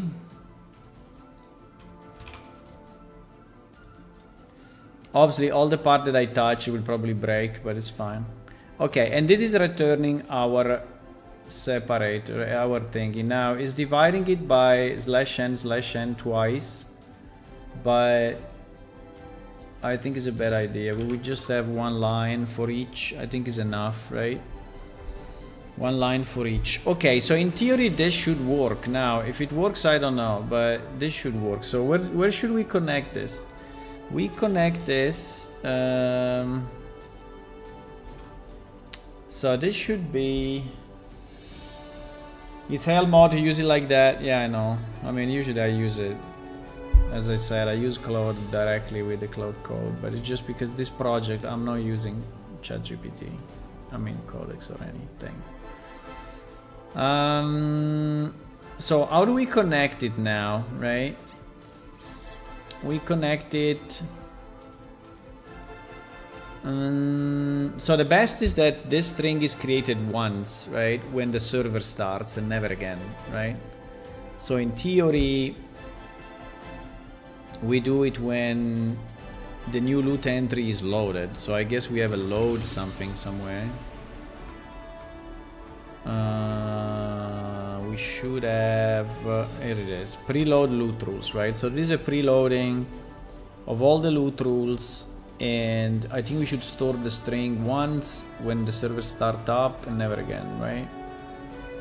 And we can do it inside this function, I guess. We can do it in the constructor. Yeah, I think so. But we need a new thing, right? That is description. So we need a new thing that is description to say this is sent to the client for the compendium, right? And it's generated at server start, right? Description. So here in our constructor, we will call build codex description that doesn't have any, and we will just do this, right? So it will take a bit longer to start, but it will definitely be a better idea to do it as startup, right? So now, okay, so now we have this. Now we can launch. Yeah, let's do it. We can launch. We can launch the server in production and see what happens, right? And see how the description looks like for all the entries. Just okay, it's already production. It's already production. So let me recompile this, and we see how it looks. If it looks good enough, consider this is a server only change, right? So we can release it without updating the client, which is fantastic. By the way, the Hitman, what is the project you are working on?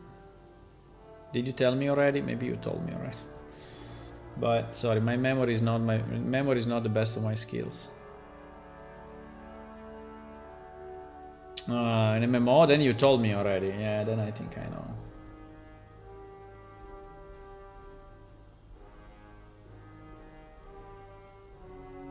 I think you told me already, probably.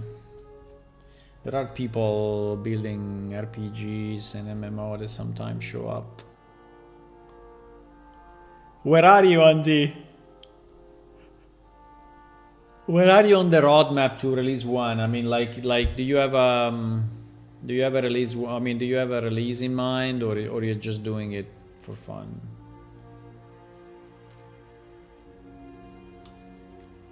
Original built-in blueprints? Yeah, you have to. I mean, you can leave in blueprints all the client interaction, like the mouse clicks, you know. I mean, that is perfectly fine, but everything else, I mean, must be C++. I mean, also, not just for performance, but mainly for maintainability. I mean, we have some large blueprints, but, I mean, they become completely unmaintainable. They are a complete mess. It is nice for the small stuff, or for prototyping, but... Yeah, all the UI, yeah, exactly, it's the same for me. All the UI is all blueprints, right? When you click on stuff, you drag and drop, I mean, all of that. Yeah. Okay, let's launch it and see how our descriptions look like now.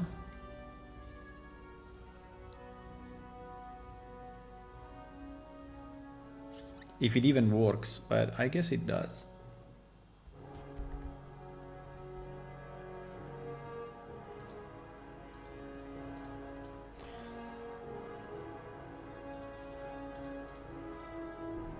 So do you have a kind of a release date in mind, or you're just doing it, you know, for fun, so whatever happens, happens?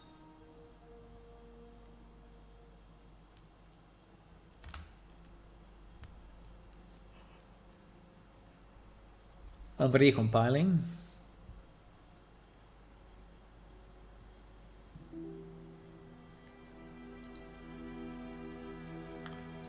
Bam bam bam bam bam bam bam. Bam bam bam bam bam bam bam. Bam bam bam bam bam bam bam.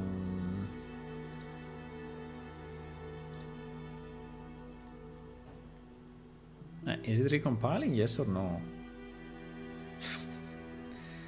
Ah no, sorry, it's starting. Yeah, recompiling is starting. Okay, we have our first loot. Loot ID number what? Loot ID number 1. Loot ID number 1. Here it is, the rat. So this is the table. This is the table that we have defined. So there are no randomized, no special items, no money, and probability ranges from common to rare. Okay. So let's see the resulting description. The description is: this creature has no known loot. Jesus, why? No, we load it before loading the entry set. Because I'm stupid like a monkey. Obviously, I cannot do it in the constructor. Why you didn't stop me, guys? Why you didn't stop? Obviously, I cannot do it in the constructor. The loot entry set is not loaded yet. But it's good that there is a message that there is no loot. Very nice. So we have to do it, right? We have to do it at the end. When everything is loaded. Now...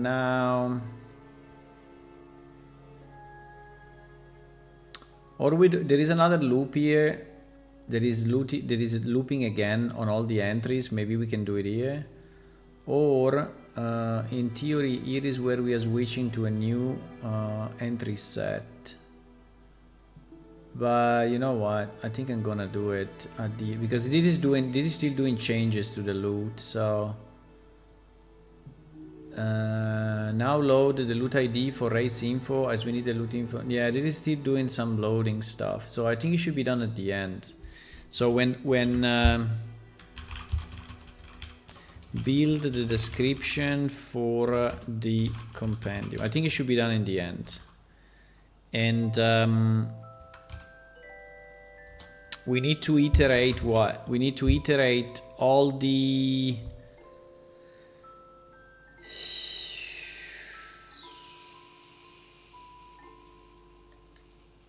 Yes. Incredible, huh? He understood exactly what I wanted to do.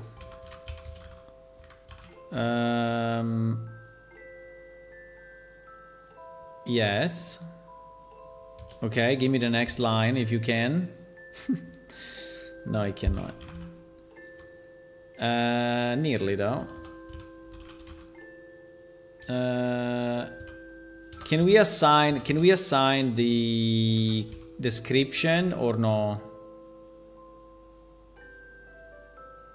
Maybe we can. We can just build a description. You know, maybe inside the description we can just set it instead of returning it.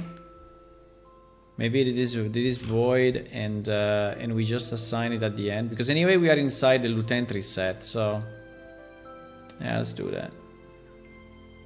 So instead of returning this, right, we just do description equal to. So I think it's probably cleaner. Why it doesn't like me? Because the description is const. No, it's not const. Because the method is const. I mean, how much I hate const. Are you guys using const? I mean,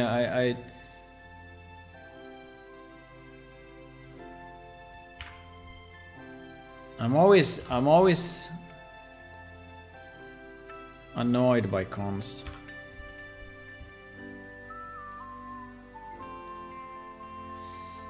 I don't have a release time. Okay.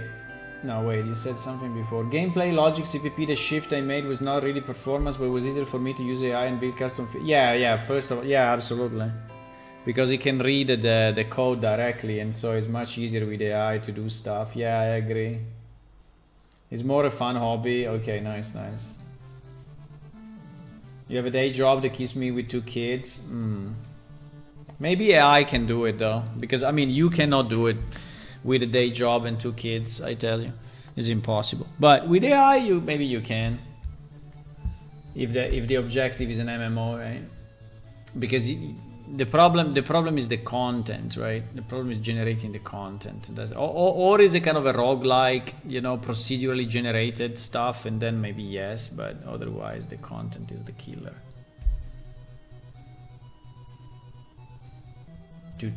Only thing I figure out is how to scale my environment and 3D models I need to create. Yeah, content will be... I mean, consider that the World of Warcraft had 3,000 employees, you know, in the glory days. So 3,000 employees, right? So just do some reasoning on that.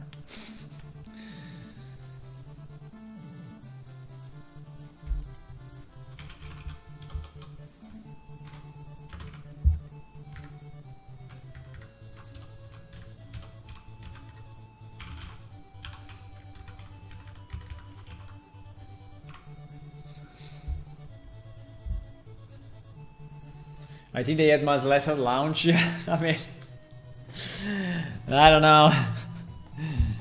Yeah, and 3,000 employee was not at launch. I think it was, yeah, but I agree. Yeah, maybe they started with a smaller, but there was no competition, right? There was no competition. Did you play like Throne and Liberty?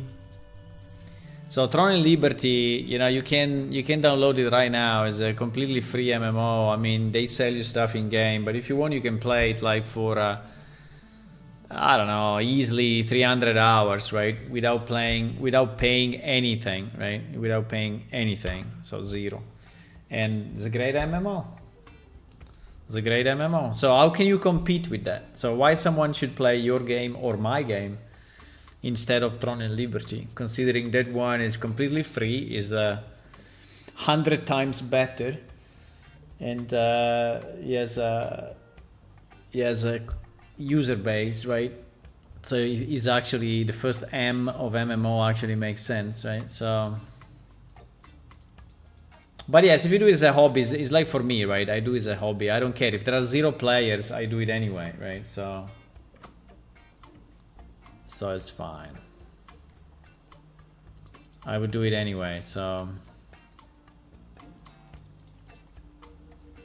But what I'm saying is that is pointless, because the problem today, and with AI is even worse, right? It's way worse. It's 100 times worse. The problem is not making the game. The problem is finding the people to play it. So imagine you have your game finished right now. You will find 0 players to play it. Exactly 0, right? Unless you have a marketing campaign, you have sponsors, you put money into it, you convince the people to play it for whatever reason. So the problem is not making the game, the problem is finding the people to play the game. And this was already the case before AI, but now is way worse. Is 100 times worse. Because now, why this thing didn't trigger? Ah, because I didn't put a breakpoint.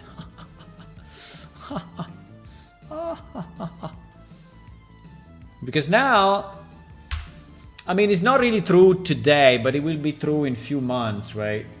There will be so many products that you will not even be able to distinguish between them, right? So many products, so many. If it's good, the market, nah, I don't think so. I think that there will be a flood of products, and the ultimate will be that you will decide what game to play, like at lunch, you know, and by the evening, the AI had built that game for you, and you would play it in the evening, and the next day you would tell the AI at lunch what game you want to play, and by the evening that game will be completed and you will play it. So you will play in your own game all the time, even someone that has no knowledge of programming or anything, right? So you will just build your entertainment yourself. So the existing games, except for the, you know, large corporations and the large brands like Assassin's Creed and obviously World of Warcraft and obviously Plane Shift, that people want to play just because it's that brand, right? Everything else will disappear. Will not even make sense anymore.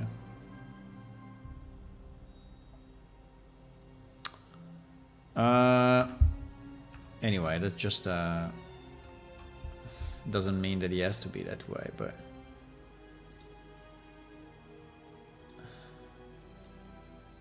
it's just one scenario, obviously, but I think it's a very likely scenario. The same with the movies, right? So at lunch you will be with your wife and you will say, "Oh, what movie we want tonight?" And she will say, "I would like the movie to teach the kids about the power of helping someone else, okay? But I would like to have it in a science fiction scenario, and I would like to have the primary character should be a girl of about 8 years old, like our kid, and you know, the ending should be a good ending, and there should be, you know, horses in it." Okay. So you put the prompt, and 1 hour later you have your movie, right? And you're just gonna watch the movie. And that's it. Done.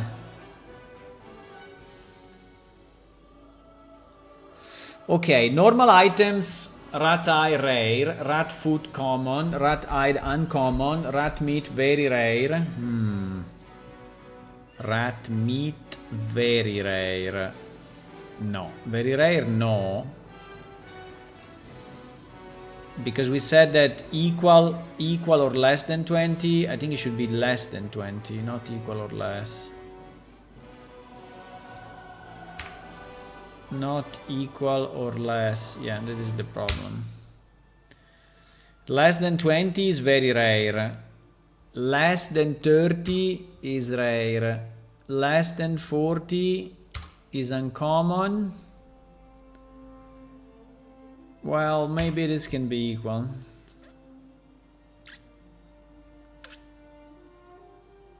But 20 is rare. 30. So 0.15 is very rare, let's say, right? 20 is rare. 30 and above is uncommon. 40 and above is 40 and above. 40 and above is uncommon. Is common. Okay. Okay, I think like this is better. But anyway, I think he built it correctly. It looks correct to me. And this one does not have, and this one does not have money.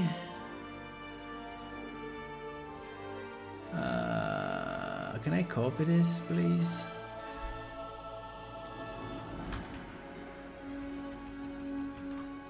Bam bam bam bam bam. Ratai rare, rat food common, when I done common, meat very rare, very rare. Okay, they will all scale by 1, right? They will all scale by 1, so it's fine. The next, okay, let's take one that is randomized or has money. So for example, our initiate gladiator, right? Initiate gladiator.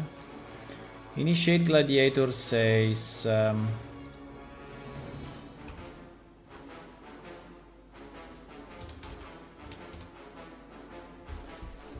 I don't think so, says Phoenix. I believe people will stop playing AI games because they are identical. Are you joking, Phoenix? Are you one of the non-AI guys? I mean, consider that we are at the very, very beginning of AI. At the very, very beginning.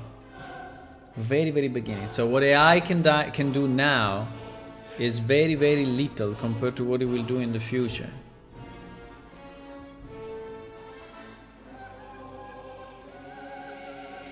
I don't know. I mean, if a game will have soul or not, obviously will depend. But my fear is that AI will be able to put soul into it as well.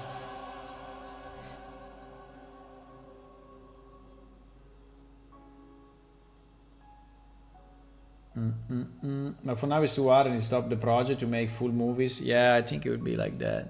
I mean, we do this discussion 5 months from now and it will be completely different. So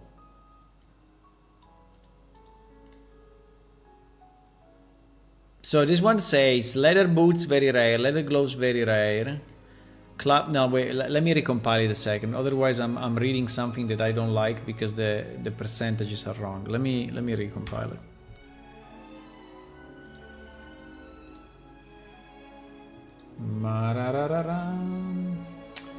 But we may decide together, right? That we don't want fake stuff. We want only true stuff, right? And we want the stuff made by people.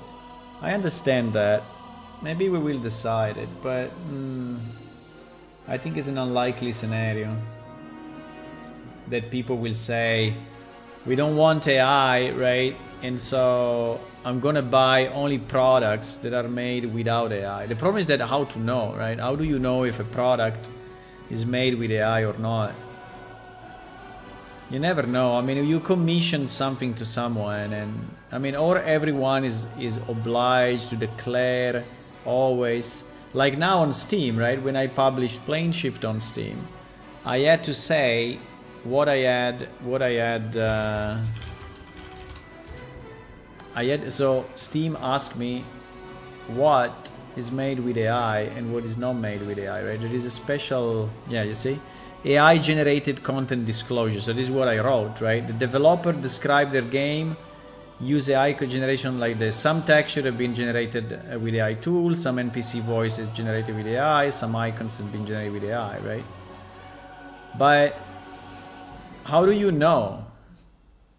How do you know, right? This is me declaring it for Plane Shift, but how do you really prove it?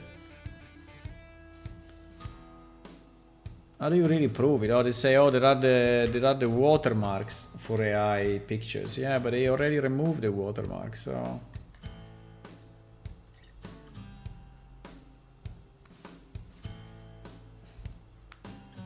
I think you will be able to project soul into it from a human perspective.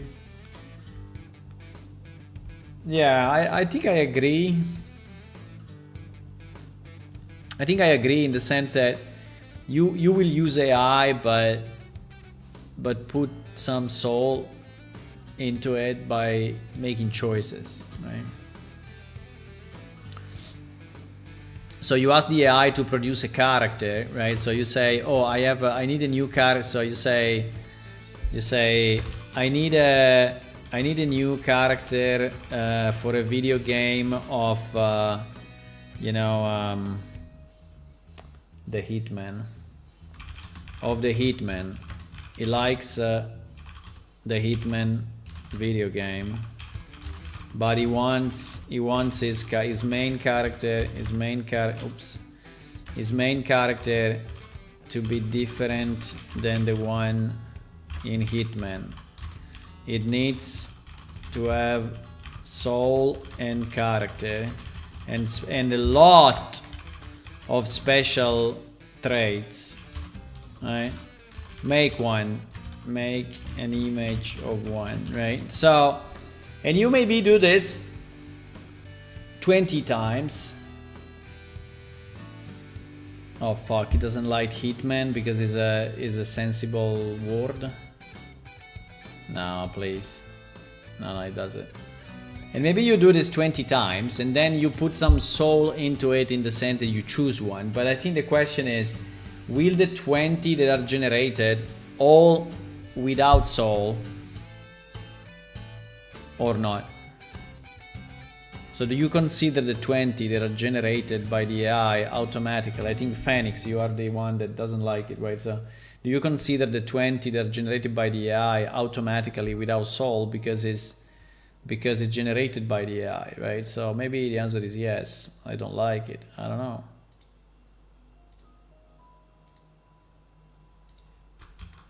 Okay. So that is what it generated. It generated leather boots rare, leather gloves rare, very good. Club rare, 0-1 special property. Dagger rare, 0-1 special property. Quarterstaff rare, 0-1 special property. Shortwell rare, 0-1 special property. Coins amount low. Is this too much, Ned? Ned, are you still here? Probably not, huh? You will be able to dynamically alter it and tell what it, explain it. Yeah, I know. It's not popping up. Ned, is this too much or is too... I mean, this is a lot to give to the players, right? There is a lot to give to the players. But we can put the number of kills as high as we want. Here is your character, the Hitman, the Ghost Weaver. The Ghost Weaver.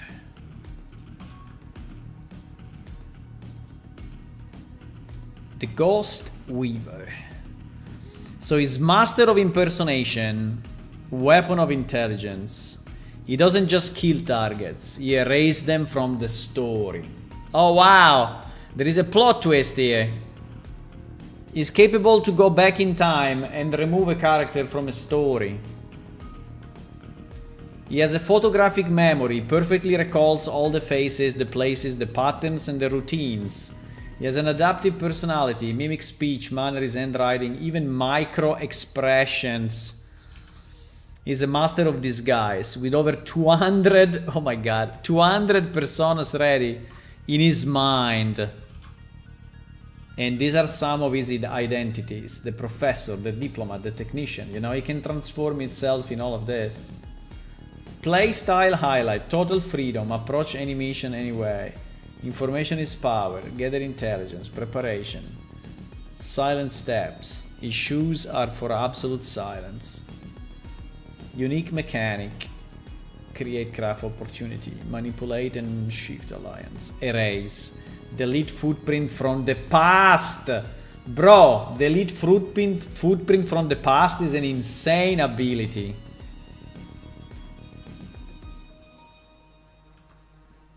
He doesn't kill for money. He kills to balance the scales. What does it mean? I think here he went like crazy. The AI here went like completely crazy. To punish the untouchable, to protect the forgotten.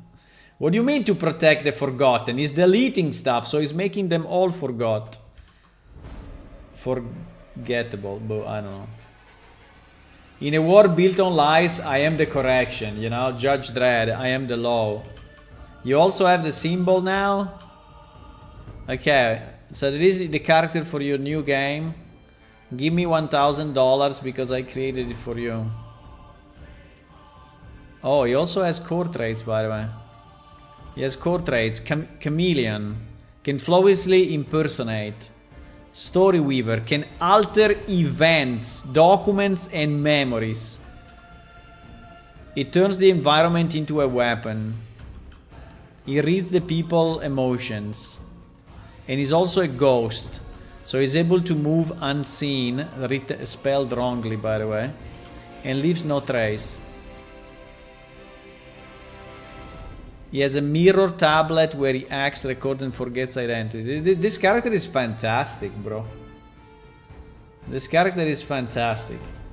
Done, thank you. $1,000 to my account. Easy. Easy money.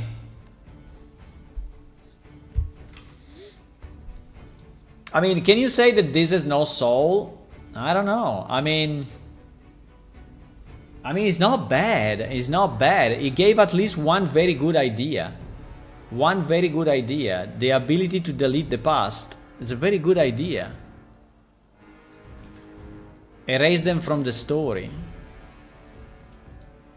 Now I will say you cheated. You cheated. The ability to erase from the past is already present in other famous characters from movies or comics. Tell me which ones. No, it's broken. No, it's broken. Sometimes this happens to me, that it stays in you see the mark here that I cannot stop it. It's like if it's still going, but it's not still going.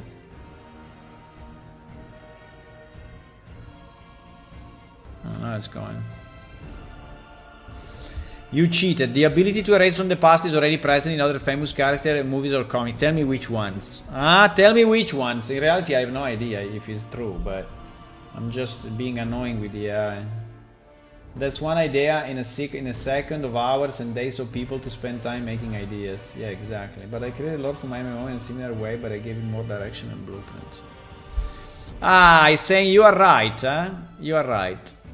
I'll separate the character who literally rewrite history from those who merely erase memory or records. Anyway.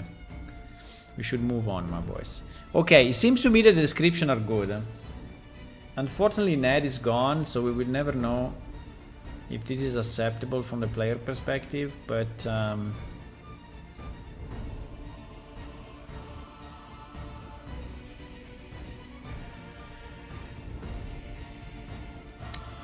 okay, so I have two good news. One, that this thing seems to work, and second, it is a server only change. Is a server only change. So if we add one entry for every loot saying how many you need to kill, this can work in game tomorrow morning, which is fantastic, which is insane. The only problem is that it will use the name of the loot as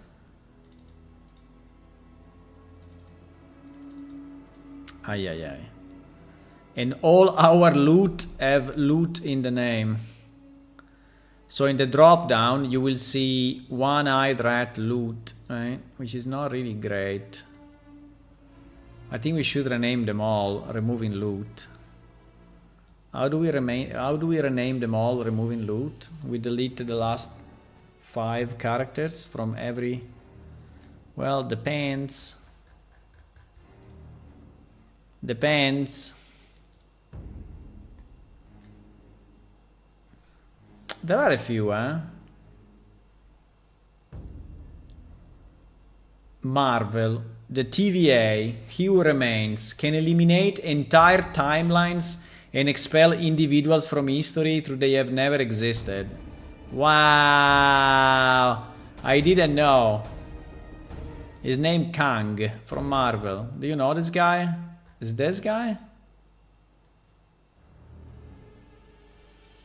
I don't know, he has to be verified. Maybe it's just inventing. The Maker from Marvel deliberately traveled through history, rewriting completely, removing important events. Reverse Flash, DC. They changed the personal history. This is not really a new idea. Fuck. I give you back the 1000. It was not a good, new idea. I'm sorry. I was there already. Mainly this guy. This guy is the guy that writes history. Yeah, maybe I keep like $10 for the transaction. Okay. Okay, so how do we delete? I mean, it's fairly easy. Though. I have a description. I have a field in a table called name.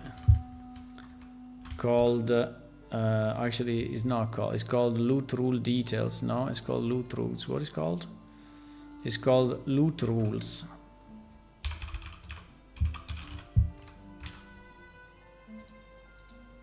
Name that I have to change. Whenever there is the word. Oh, but it's very simple. I can just do a replace, no? But if I do a replace, we leave the we need to do a replace and a trim.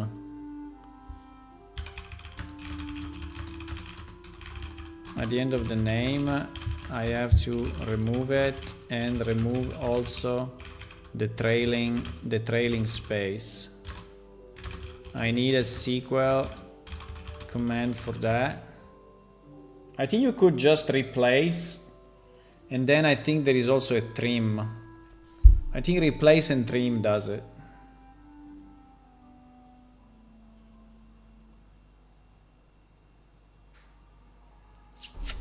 In MySQL, In MySQL, please.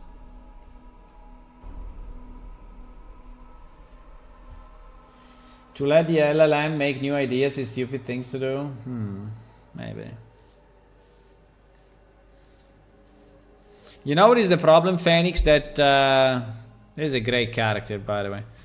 What is the problem, Phoenix? That I think I agree with you, even if you didn't say, is that, you know, today, oh fuck, I want it black. Today, right? I mean, for hundreds of years, we produce the stuff, right? Produce,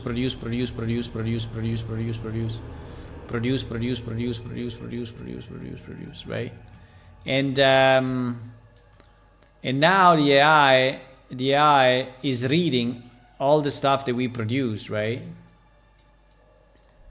And is basically reworking what we produce, right? But it's generating something that is, like you are saying probably, right? Is kind of similar to what we already produced. So if we people continue to feed on AI and we don't produce anything new, it will become a stale circle, right? Because AI will feed us and we will feed on what AI is already. So the only new material would be the material of the past.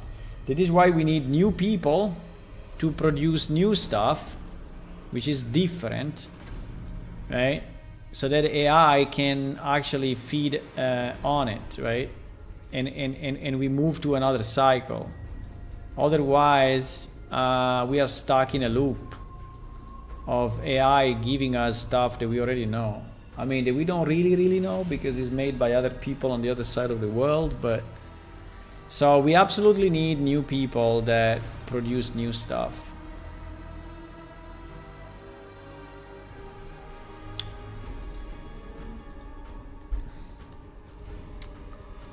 I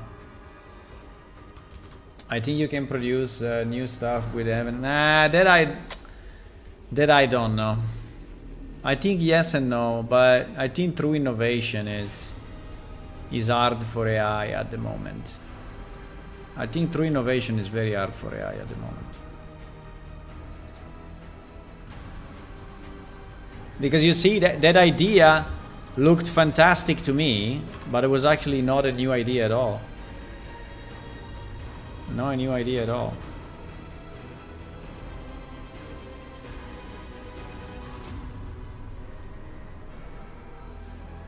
Oh fuck, name is no,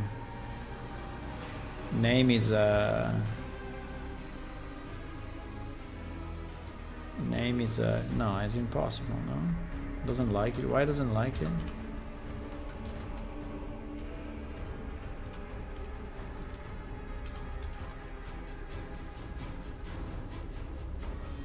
We did it. Well, actually we did it. No, we did it on the wrong database. We did it. Wish me luck. Okay. It seems that he has worked.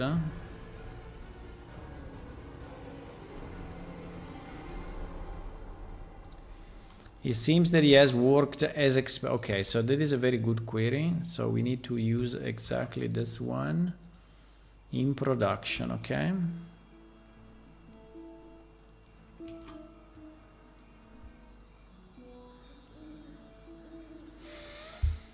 So it is update update all loot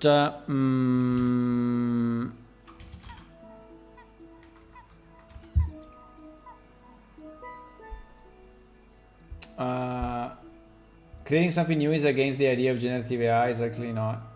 Well, I mean, the AI is just using our current knowledge, right? So it's not, I mean, it's mixing stuff that you already know, so it's mixing, right? It's mixing stuff. Now, it's true that you can mix so much things, too many things, that at the end you create, you know, a completely new character, right? I don't know if I still have it here, but I don't know. I created this, right, for the D&D campaign, right? So this is generated, right? So, and in this form, it never existed, but obviously similar to many others, you know, ferrets of the same type, but maybe they don't have exactly this thing, right? So exactly this color. So maybe in nature this doesn't exist with exactly these colors, but there is one that is very, very, very, very, very similar. So yes, you can invent new stuff, but oh, there is a character, right, that I asked to generate for the D&D campaign. But is it is really new, or is it just a remake of stuff that exists, right? So that's the issue. It's like saying a human never created something new because using the same tool as the other people and technique as the other people. Yeah, but a human brain can go in directions that never existed before, I think. I think there are some breakthroughs sometimes in the human mind that is not something that anyone else would think about.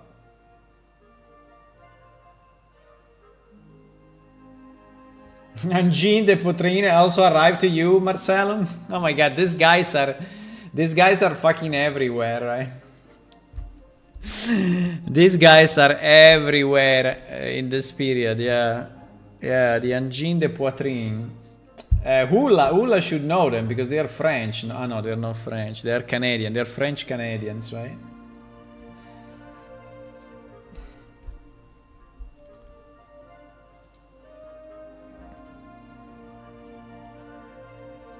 You're French Canadian. Okay, so we did this, right? So we execute this. Now I need you guys. What is a good number of kills before you discover the full loot table? Because I can do it now. I can take every loot table, right? And create a new entry in the database that is actually spoils of war.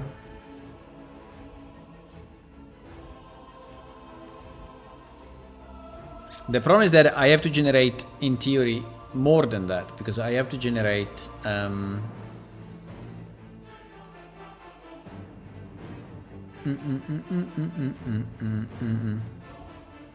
and by the way, we didn't finish the work, because at the moment we are just setting the description in the loot entry, but we are never sending it to the client as a spoils of war, right? Because the spoils of war is in the database. Yeah, we didn't finish the work. We didn't finish the work at all. We didn't finish the work at all because what we are saying is that Codex Nature spoils of war is now generated, right? Is now generated. Yeah.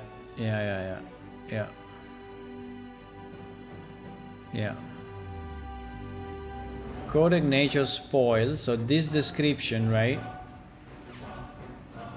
It doesn't make any sense anymore.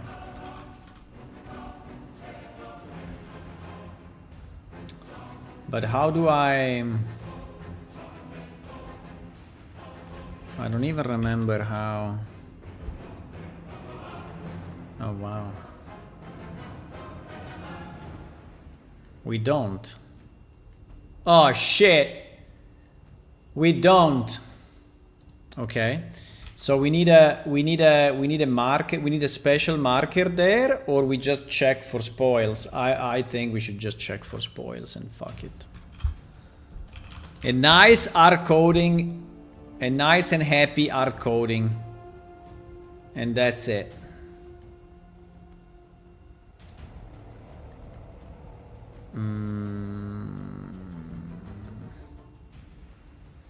A nice and happy art coding.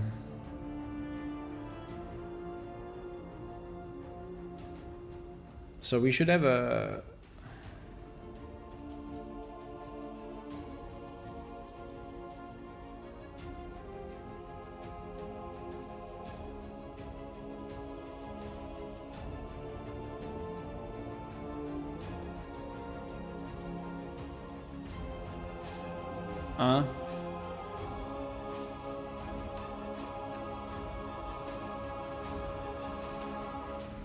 angine de poitrine. Yeah, exactly. A common illness people have in winter. Ah, okay. There is a musical group. I guess you know it. You know them, right? At Fuji Festival. Yeah, they are like going viral, like bosses. But I mean, if you really listen to them, the amount of repetition is insane. I mean, there is one song maybe that lasts like 6 minutes, you know, and in reality, the real music is like 30 seconds, right? all the rest is repetition of the same thing. It's insane, but they are fun characters anyway.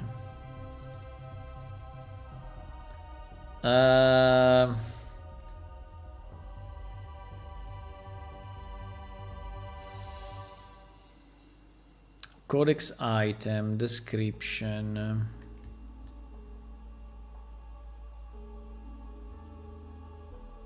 Because codex item is actually sent. Oh my god. Okay, where is this sent? I think it's receive compendium. Yeah, is here. I found it. Receive compendium creatures, right? Receive compendium creatures. Creatures to send. Yeah. Exactly. Save and send compendium entries. Well, save is not only on save, is also on. Yes, exactly. So it's in 2 places. Now, so basically we will have to swap, right? If the item name is spoils, we will have to swap it with the loot entry. Now, do we have the loot entry here? Absolutely not. Ay, ay, ay, ay, ay, ay, ay, ay, ay. Well, we can search it by name.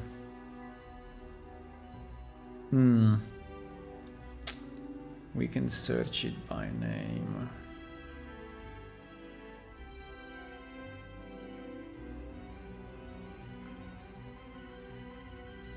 Should be done here or here?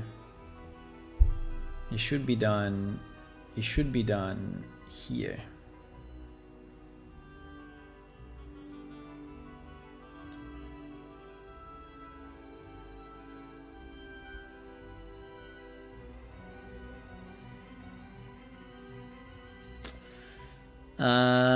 Entry, entry, entry, entry, entry, entry, entry, entry.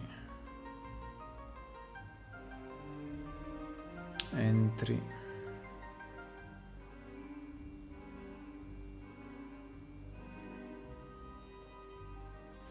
Now, the only thing that I don't know is one second, because I think I don't understand what I'm looking at. Codex creatures, okay, add.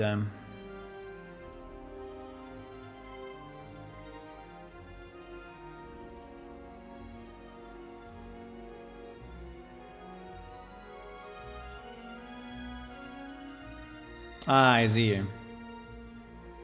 He's here. I think we can do it here. I think if we do it inside codex item entry. Yes, we catch both. We catch both. So, okay. I think we can do it here in the constructor. I mean, it's a bit weird, but basically what we will do that if codex name equal to spoils,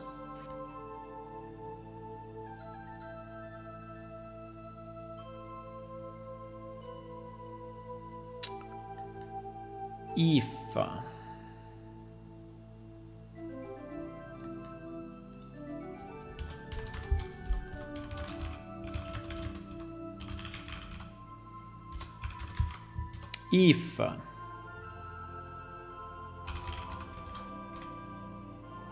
codex name equal to spoils,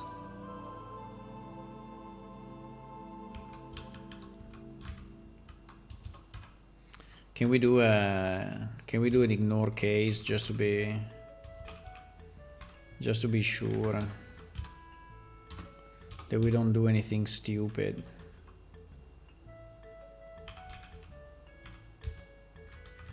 Okay. So if that equals to spoils, else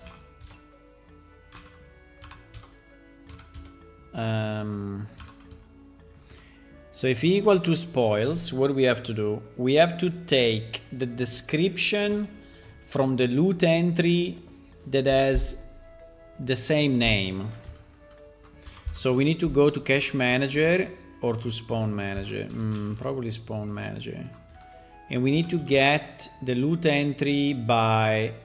Fuck! We only have it by ID. We only have it by ID. I'm sorry, we need one also by name. There's no way.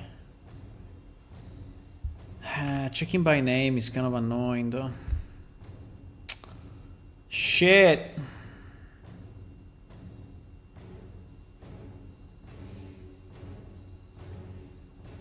We don't have the loot ID? Obviously not. We don't have the loot ID. So we have to search by name. We search by name every time we are in this in the constructor of this. I think this is super expensive. It's super expensive. My guitar teacher likes to create a tonal music. They will create a simple two chord structure, is low and out tonal center, polychromatic, but some other train. They have the luck, every band is good for them, which is success. They use microtonal, so they are splitting the notes in two, right? They use microtonal music, so they split one note in two. I don't know how to do it without hitting the database, so without hitting the performances so that much, because basically here what I will have to do, I will have to say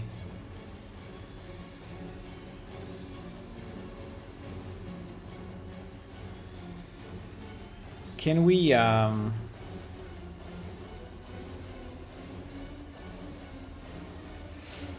set the description up front?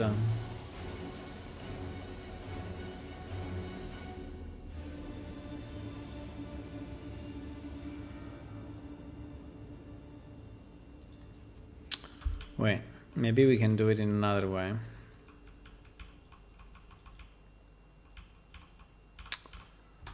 So maybe we can do it another way. So if we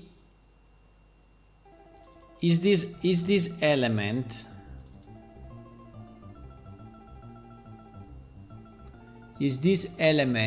always the same? Yes. So when we create codex creature, can we assign it automatically to the generated description in case it's a spoil? Maybe.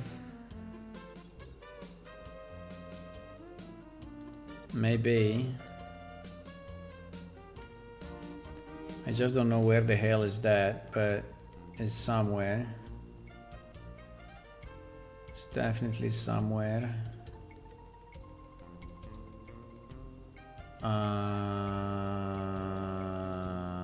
It's not here.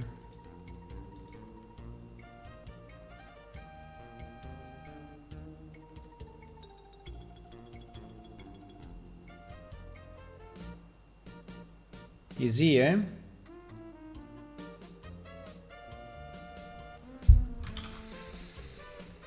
Add codex. Is this the preloading or not? Parse activation method. This should be all the preloading, right? So this is all done in preloading, right? Yeah, preload. Okay, so we are all in preloading. So we can do it here in theory, assuming that the loot rule are loaded before this, though, which I don't know. But I think the answer is yes.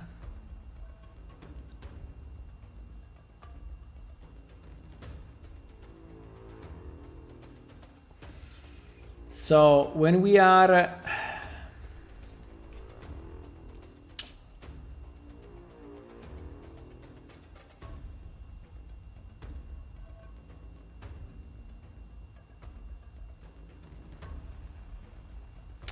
no, but it's even before this, because here I already have it. Here I already have it.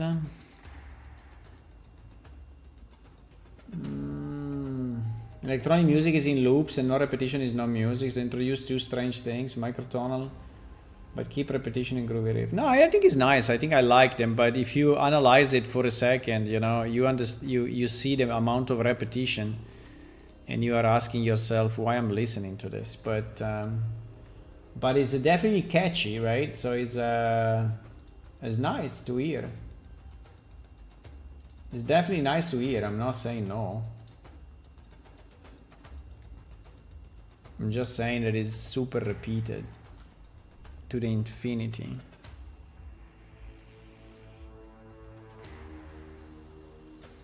So my problem is if we could, right, if we could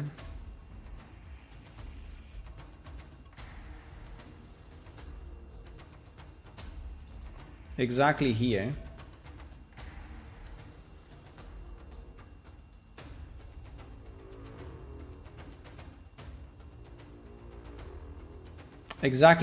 right? So yeah, if we do it here, I think it's valid everywhere. So we will say if the item name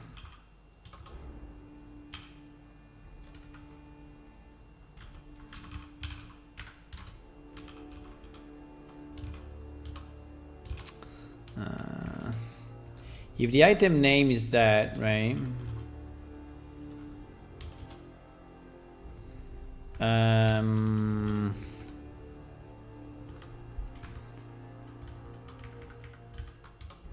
If the item name is, do we have the loot ID here or no? We have the loot entry. Ah, very nice.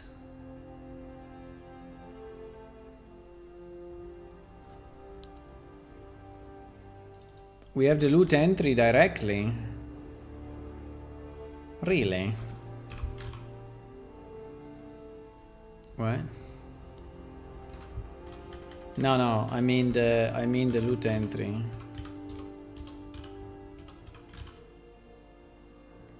So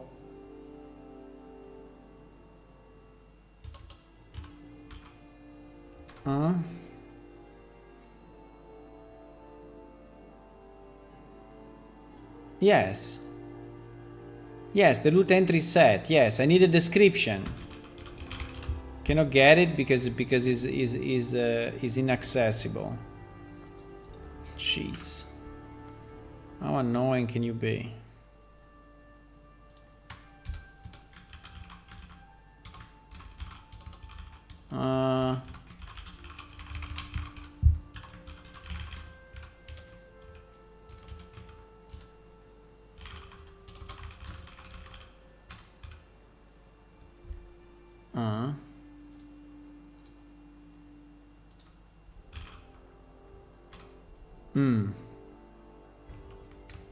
Okay, so now in theory the description that is sent. Okay, I think this was the missing part. This was the missing ring. This was the missing ring, guys, for the client to actually receive it. This was the missing ring of the chain. Oh yes.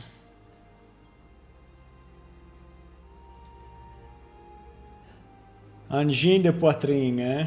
Oh my god. No, but they are fun. They are fun. I like them.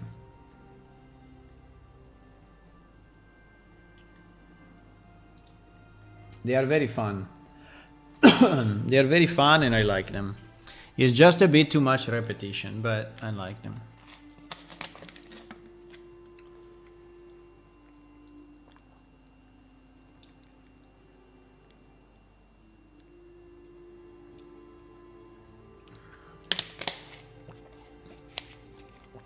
Also, I like that they are only 2 people, and they managed to do, you know, a full show.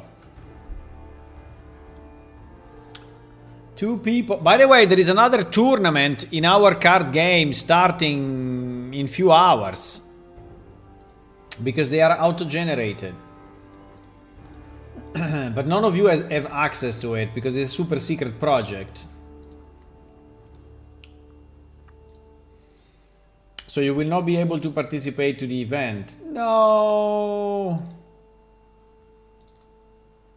But did anyone sign up for it? Because there are like 5 testers. There are 5 people. There are 5 people that can see this game. And now also you, with this disclaimer that by clicking agree, you cannot show this to anyone, okay? And I am clicking agree. There is only me registered. Fuck it. In 2 hours and 34 minutes. None of the 5 people registered. Shit. We cannot have our tournament. No, this will get cancelled like this one of yesterday. I think I need more people in the testing team. Where is Stalfos when you need him, huh?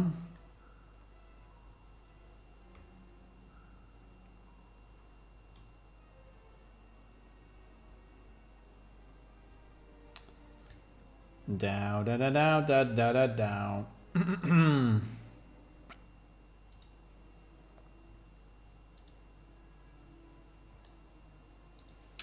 Yeah, it's kind of a preference.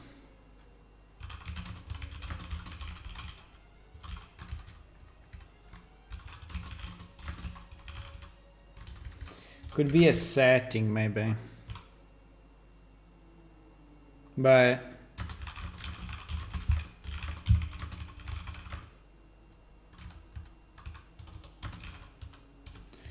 I mean, it's very low priority.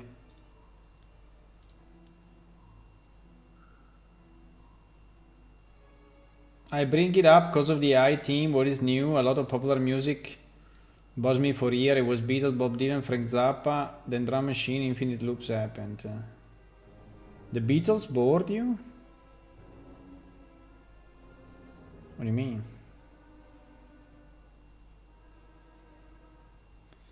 Ah, you mean the new music after that? Beatles are great.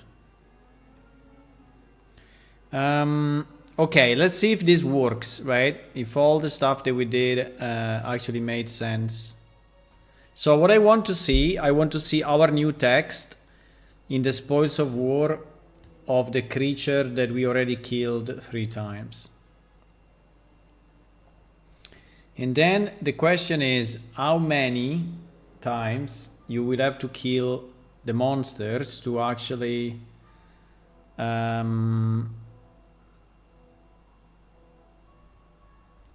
many times you have to kill the monster to actually get the spoils of war in the compendium? What is a good number? 3 times, 10 times, 100 times, 1,000 times? I don't know. How many times is a good number? And should the number be the same for all the monsters, or should it be different? Should it be different monster by monster?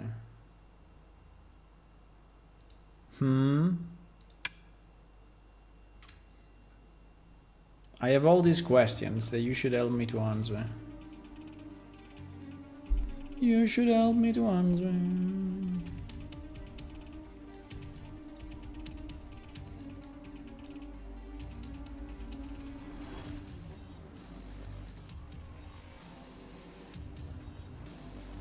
No.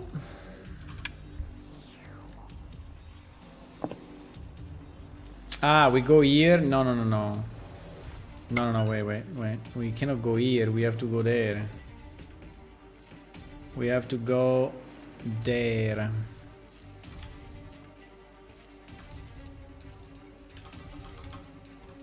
There. Another database.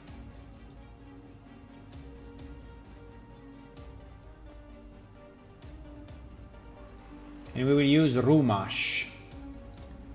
Or whatever was the name. Rumash?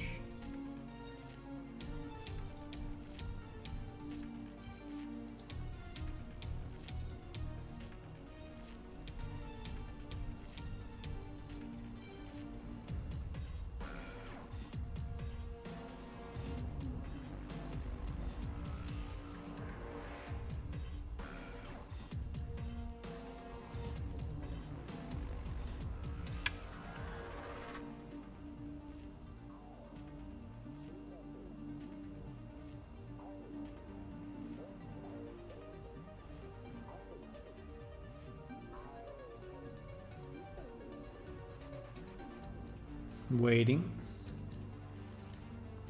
It crashed? No. What do you mean it crashed? Why?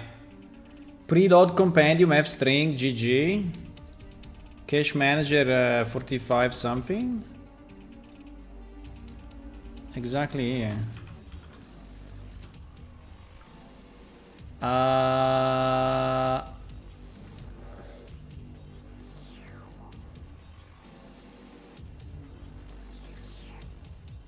It's impossible. We have a spoils without a loot entry.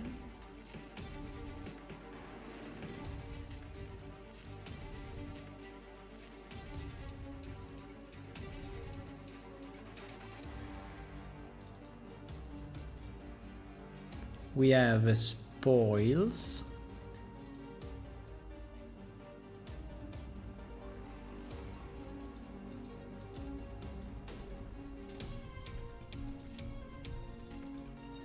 Why? We have a spoils without a loot entry. That is very strange. So in theory we should have this in the log. You see, we don't.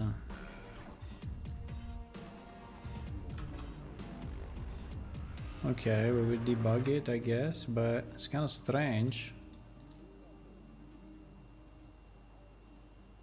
Because this should be valid. I mean, I can put it inside type 1, right? Just to be safer. But just to be safer. But in theory, this should never fail, right? Ref ID. So we get the loot entry. Wait, we get the loot entry number 2. We get the loot rules number 2. Yes, number 2. Good fighter. Yes. So we get it. So what I did wrong here. So for sure we enter here. And for sure we enter here. I mean, because this is a 1, right? This is a 1. So we enter here for sure.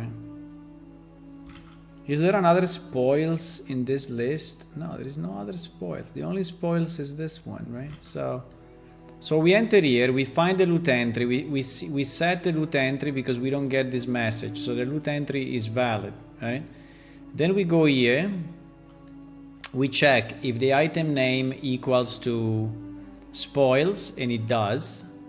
And then we set the item description equal to loot entry get codex description, right? Which is returning a string, by the way. And this is failing with f string returning crazy stuff. What? With f string? Yeah, like if loot entry is null, right? But it's not possible. We set it here. I don't know. Let me debug it. It's very strange.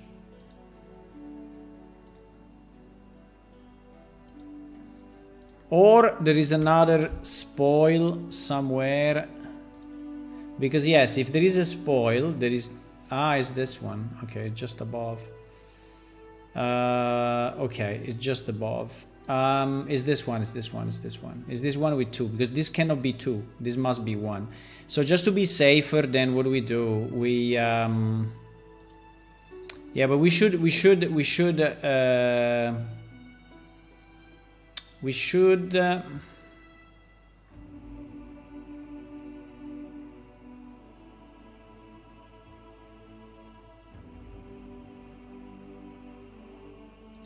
you know what I will do? I will do this. I will so I will check it that if loot entry is null, right? If loot entry is null, then we have a problem, right? We have a significant problem, meaning that the data is wrong. And so I will just stop the server and this is the preloading anyway, right? I will say px coded creature failed to load because a spoils entry is in the wrong category, right? And the ID would be the CID.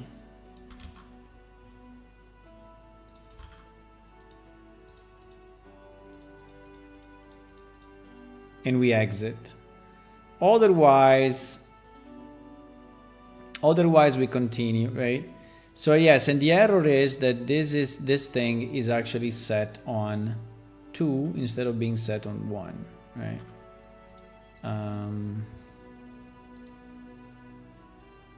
So in theory now, if I recompile,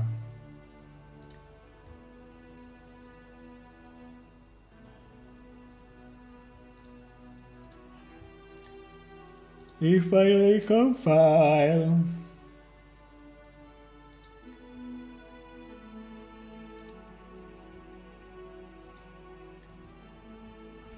If I recompile and restart, we should be good, huh?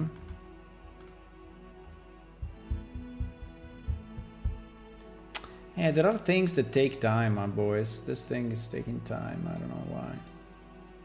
Took 2 hours. That's it.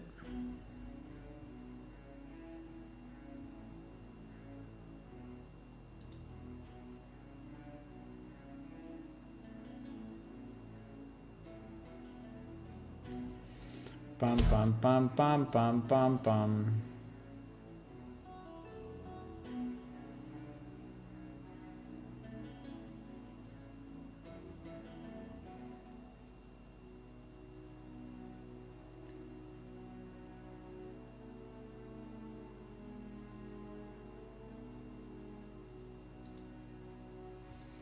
Para pam pam. Okay, let's launch it again, but this time I will launch it normally because I am confident that it will work automatically. Yoo-hoo!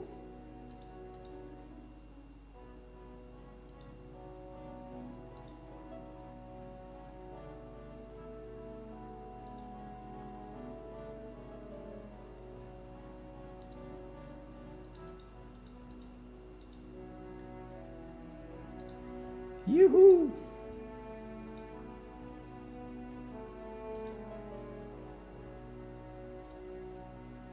Anyway, hello everyone that just joined the stream. Welcome, welcome. Thank you for being here. If you want to say hi in the chat, would be nice.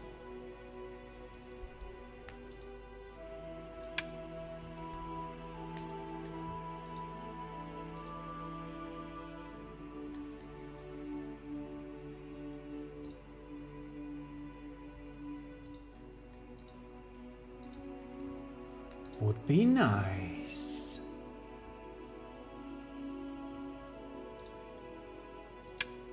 Bro, it crashed again. I cannot believe it. I removed the spoil. Is that more than one? Come on. Did I commit? PS coded creature failed to load loot info for ID 24. Because I moved it to... Okay. Yes. He's right. Okay, good. That's good. Yes, because this is trying to go... because now it's working differently, right? So now it needs a loot ID. And in this table, under loot rules, we don't have a loot ID for the clacker. So we can put 82 just for fun, but yeah, 24 definitely was not there. So it's good that it crashed. Well, it didn't crash. It just bailed out saying that the data was not correct, which is exactly what we are expecting, by the way. Exactly.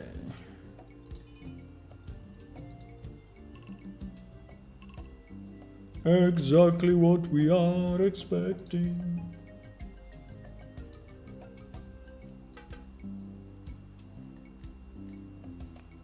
Do do do do do do do do do do do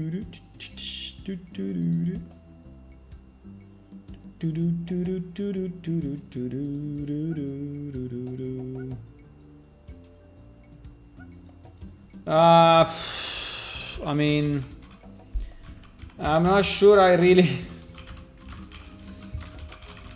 like that, but can you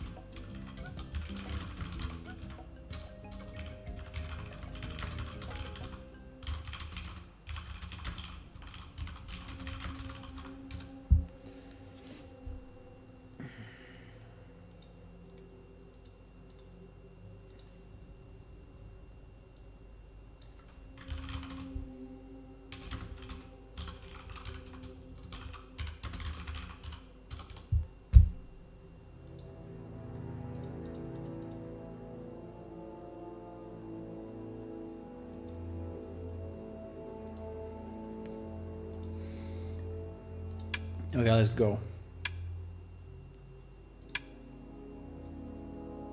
This time it didn't crash, huh? This time it didn't crash, so we are good, huh? We are Gucci's.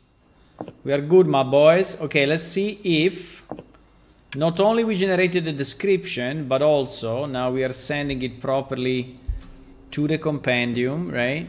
We are sending it properly to the compendium under creatures. Oh.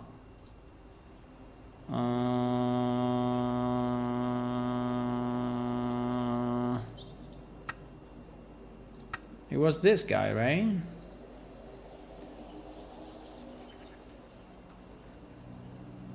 It was this. Why there is no NPC, by the way?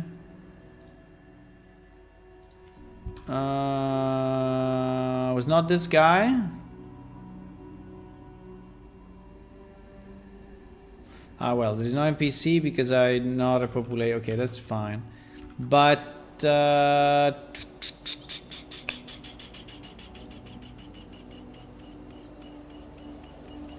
so we did not receive.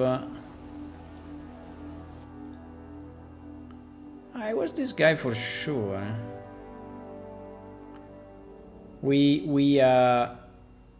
Because we invalidated it. No. No, we didn't invalidate it. 297, 51. 297 is Rumash, yes. So why?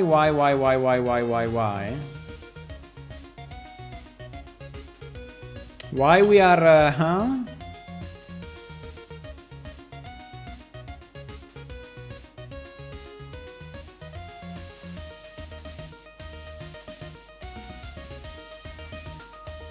So it looks like here.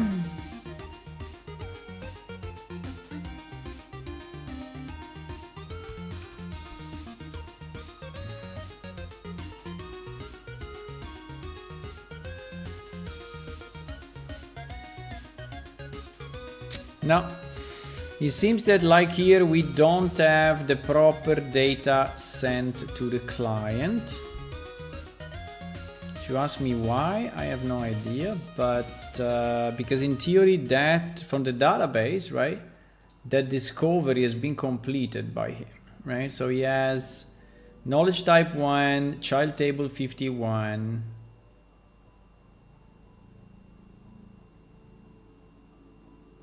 knowledge type 1, child table ID 51, which is going into codex nature 51. So he's reading this, right? Is this spoils? Now the fact that you have the spoils but you don't have anything else about the creature, maybe that's the reason. Yeah, could be, could be that we need because at the moment we are sending only the spoils, but you don't know anything else about the creature. I think what I said is that probably you need at least the description. The problem is that the description doesn't even exist for that creature in this list.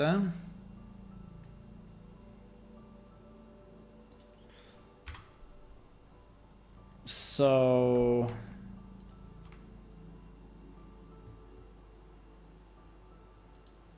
okay, let me try anyway.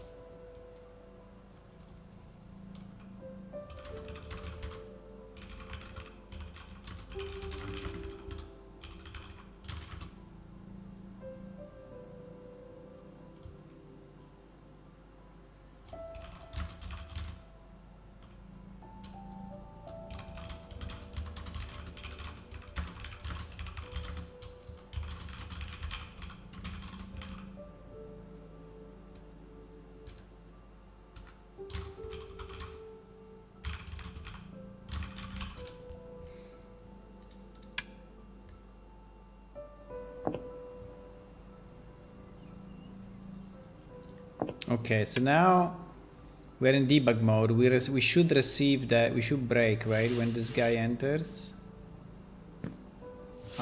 We didn't. We didn't break. We didn't break here. It's only when he opens the compendium.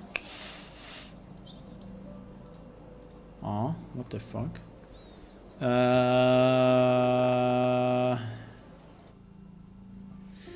Because probably has the ID already.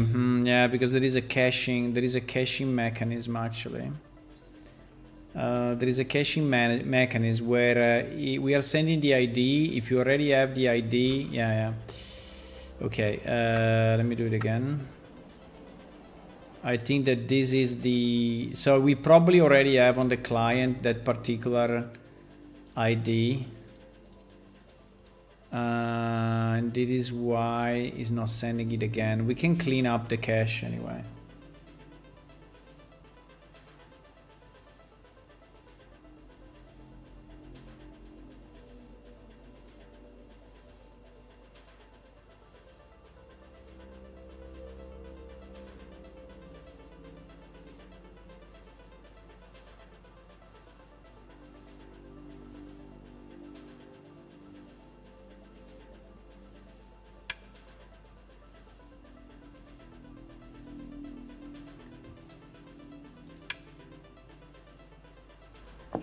Let's see. Okay, we hit this. So codex creature, right? Yeah, 51. Okay, we are actually sending it, right? Which is good. The only thing that is strange is that we get 51, but then we visualize the Enki, right? Which is very strange.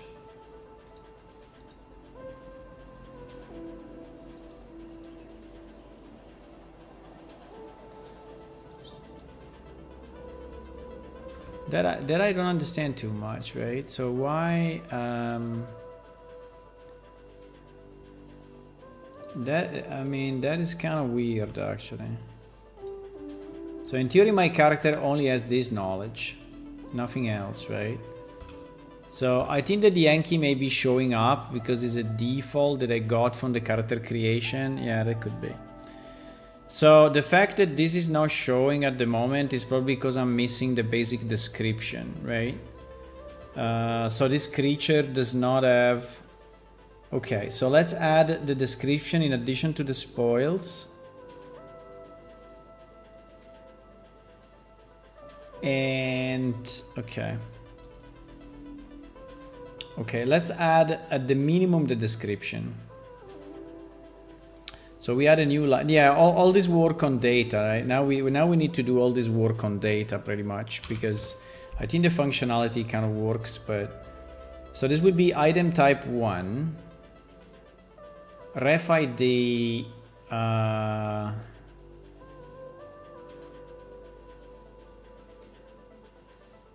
good question. Well, ref ID 2, right? Right,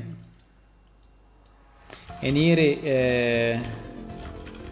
the good fighter is a good fighter for real, right? So this is the description.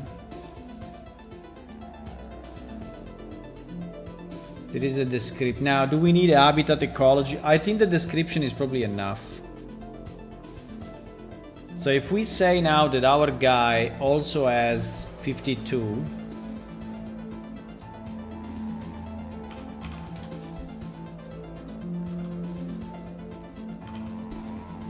I think that this may show up, because I think you need to. This is a problem, though. I mean, it is a logical problem, right? So that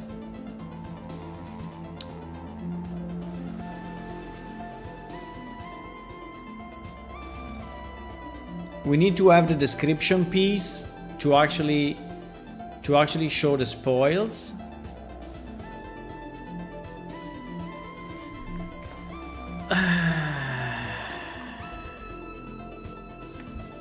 That's kind of annoying.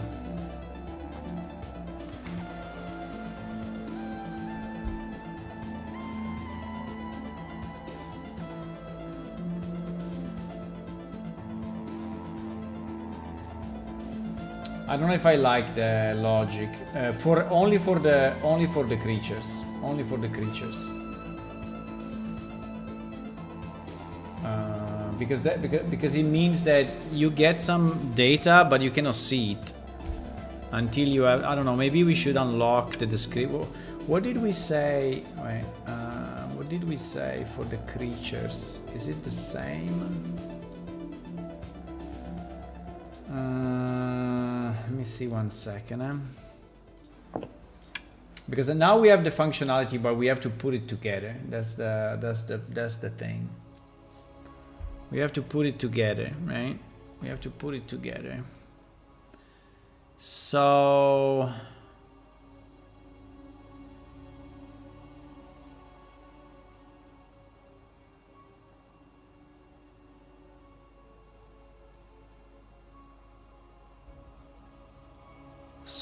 compendium activation, right?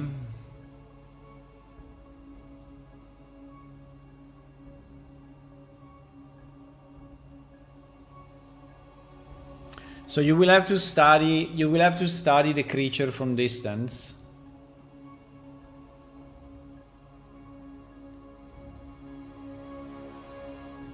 But I don't think I like this idea that I have that if you don't have the description, you don't show the spoils. I think it's a bad idea. I think it's counterintuitive. I think people will not understand it. I think it's stupid. Yeah, it's still not showing it though. Why? Why is still not showing it here?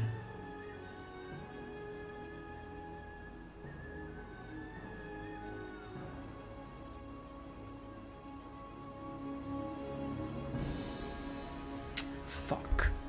Why is not showing it?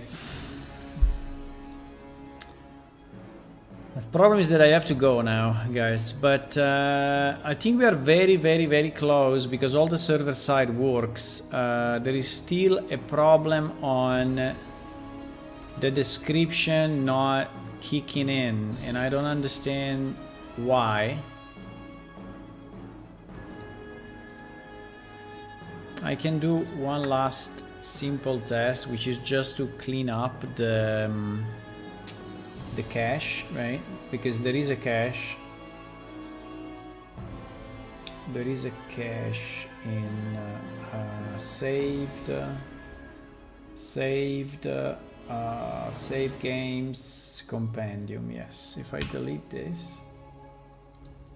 Okay, I deleted it. I don't know if this will do anything better. Because the game now needs to resend me all the data.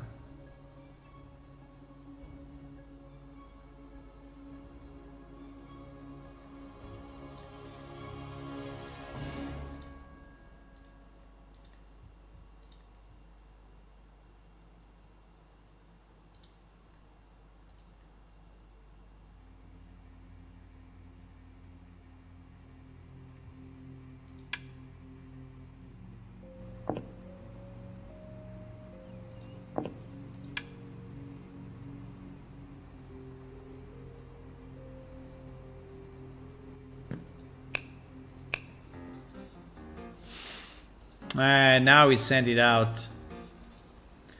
Okay, it was just okay, it works. It was just stale cache because the cache was pointing to another entry.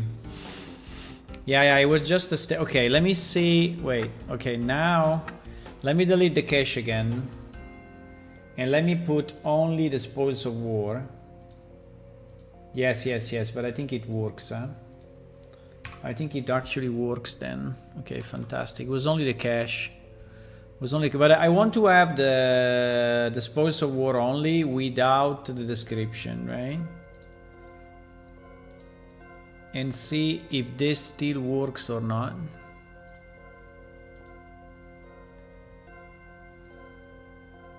I didn't even read it if the spoils of war was the description we wanted to have, but was the description okay? I didn't even read it.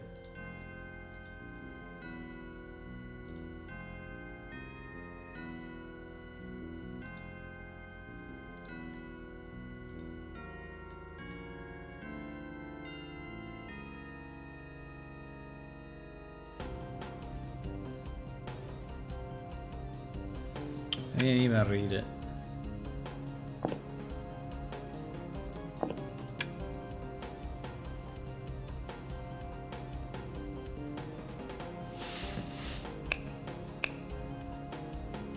Yes, it shows. Okay, fantastic.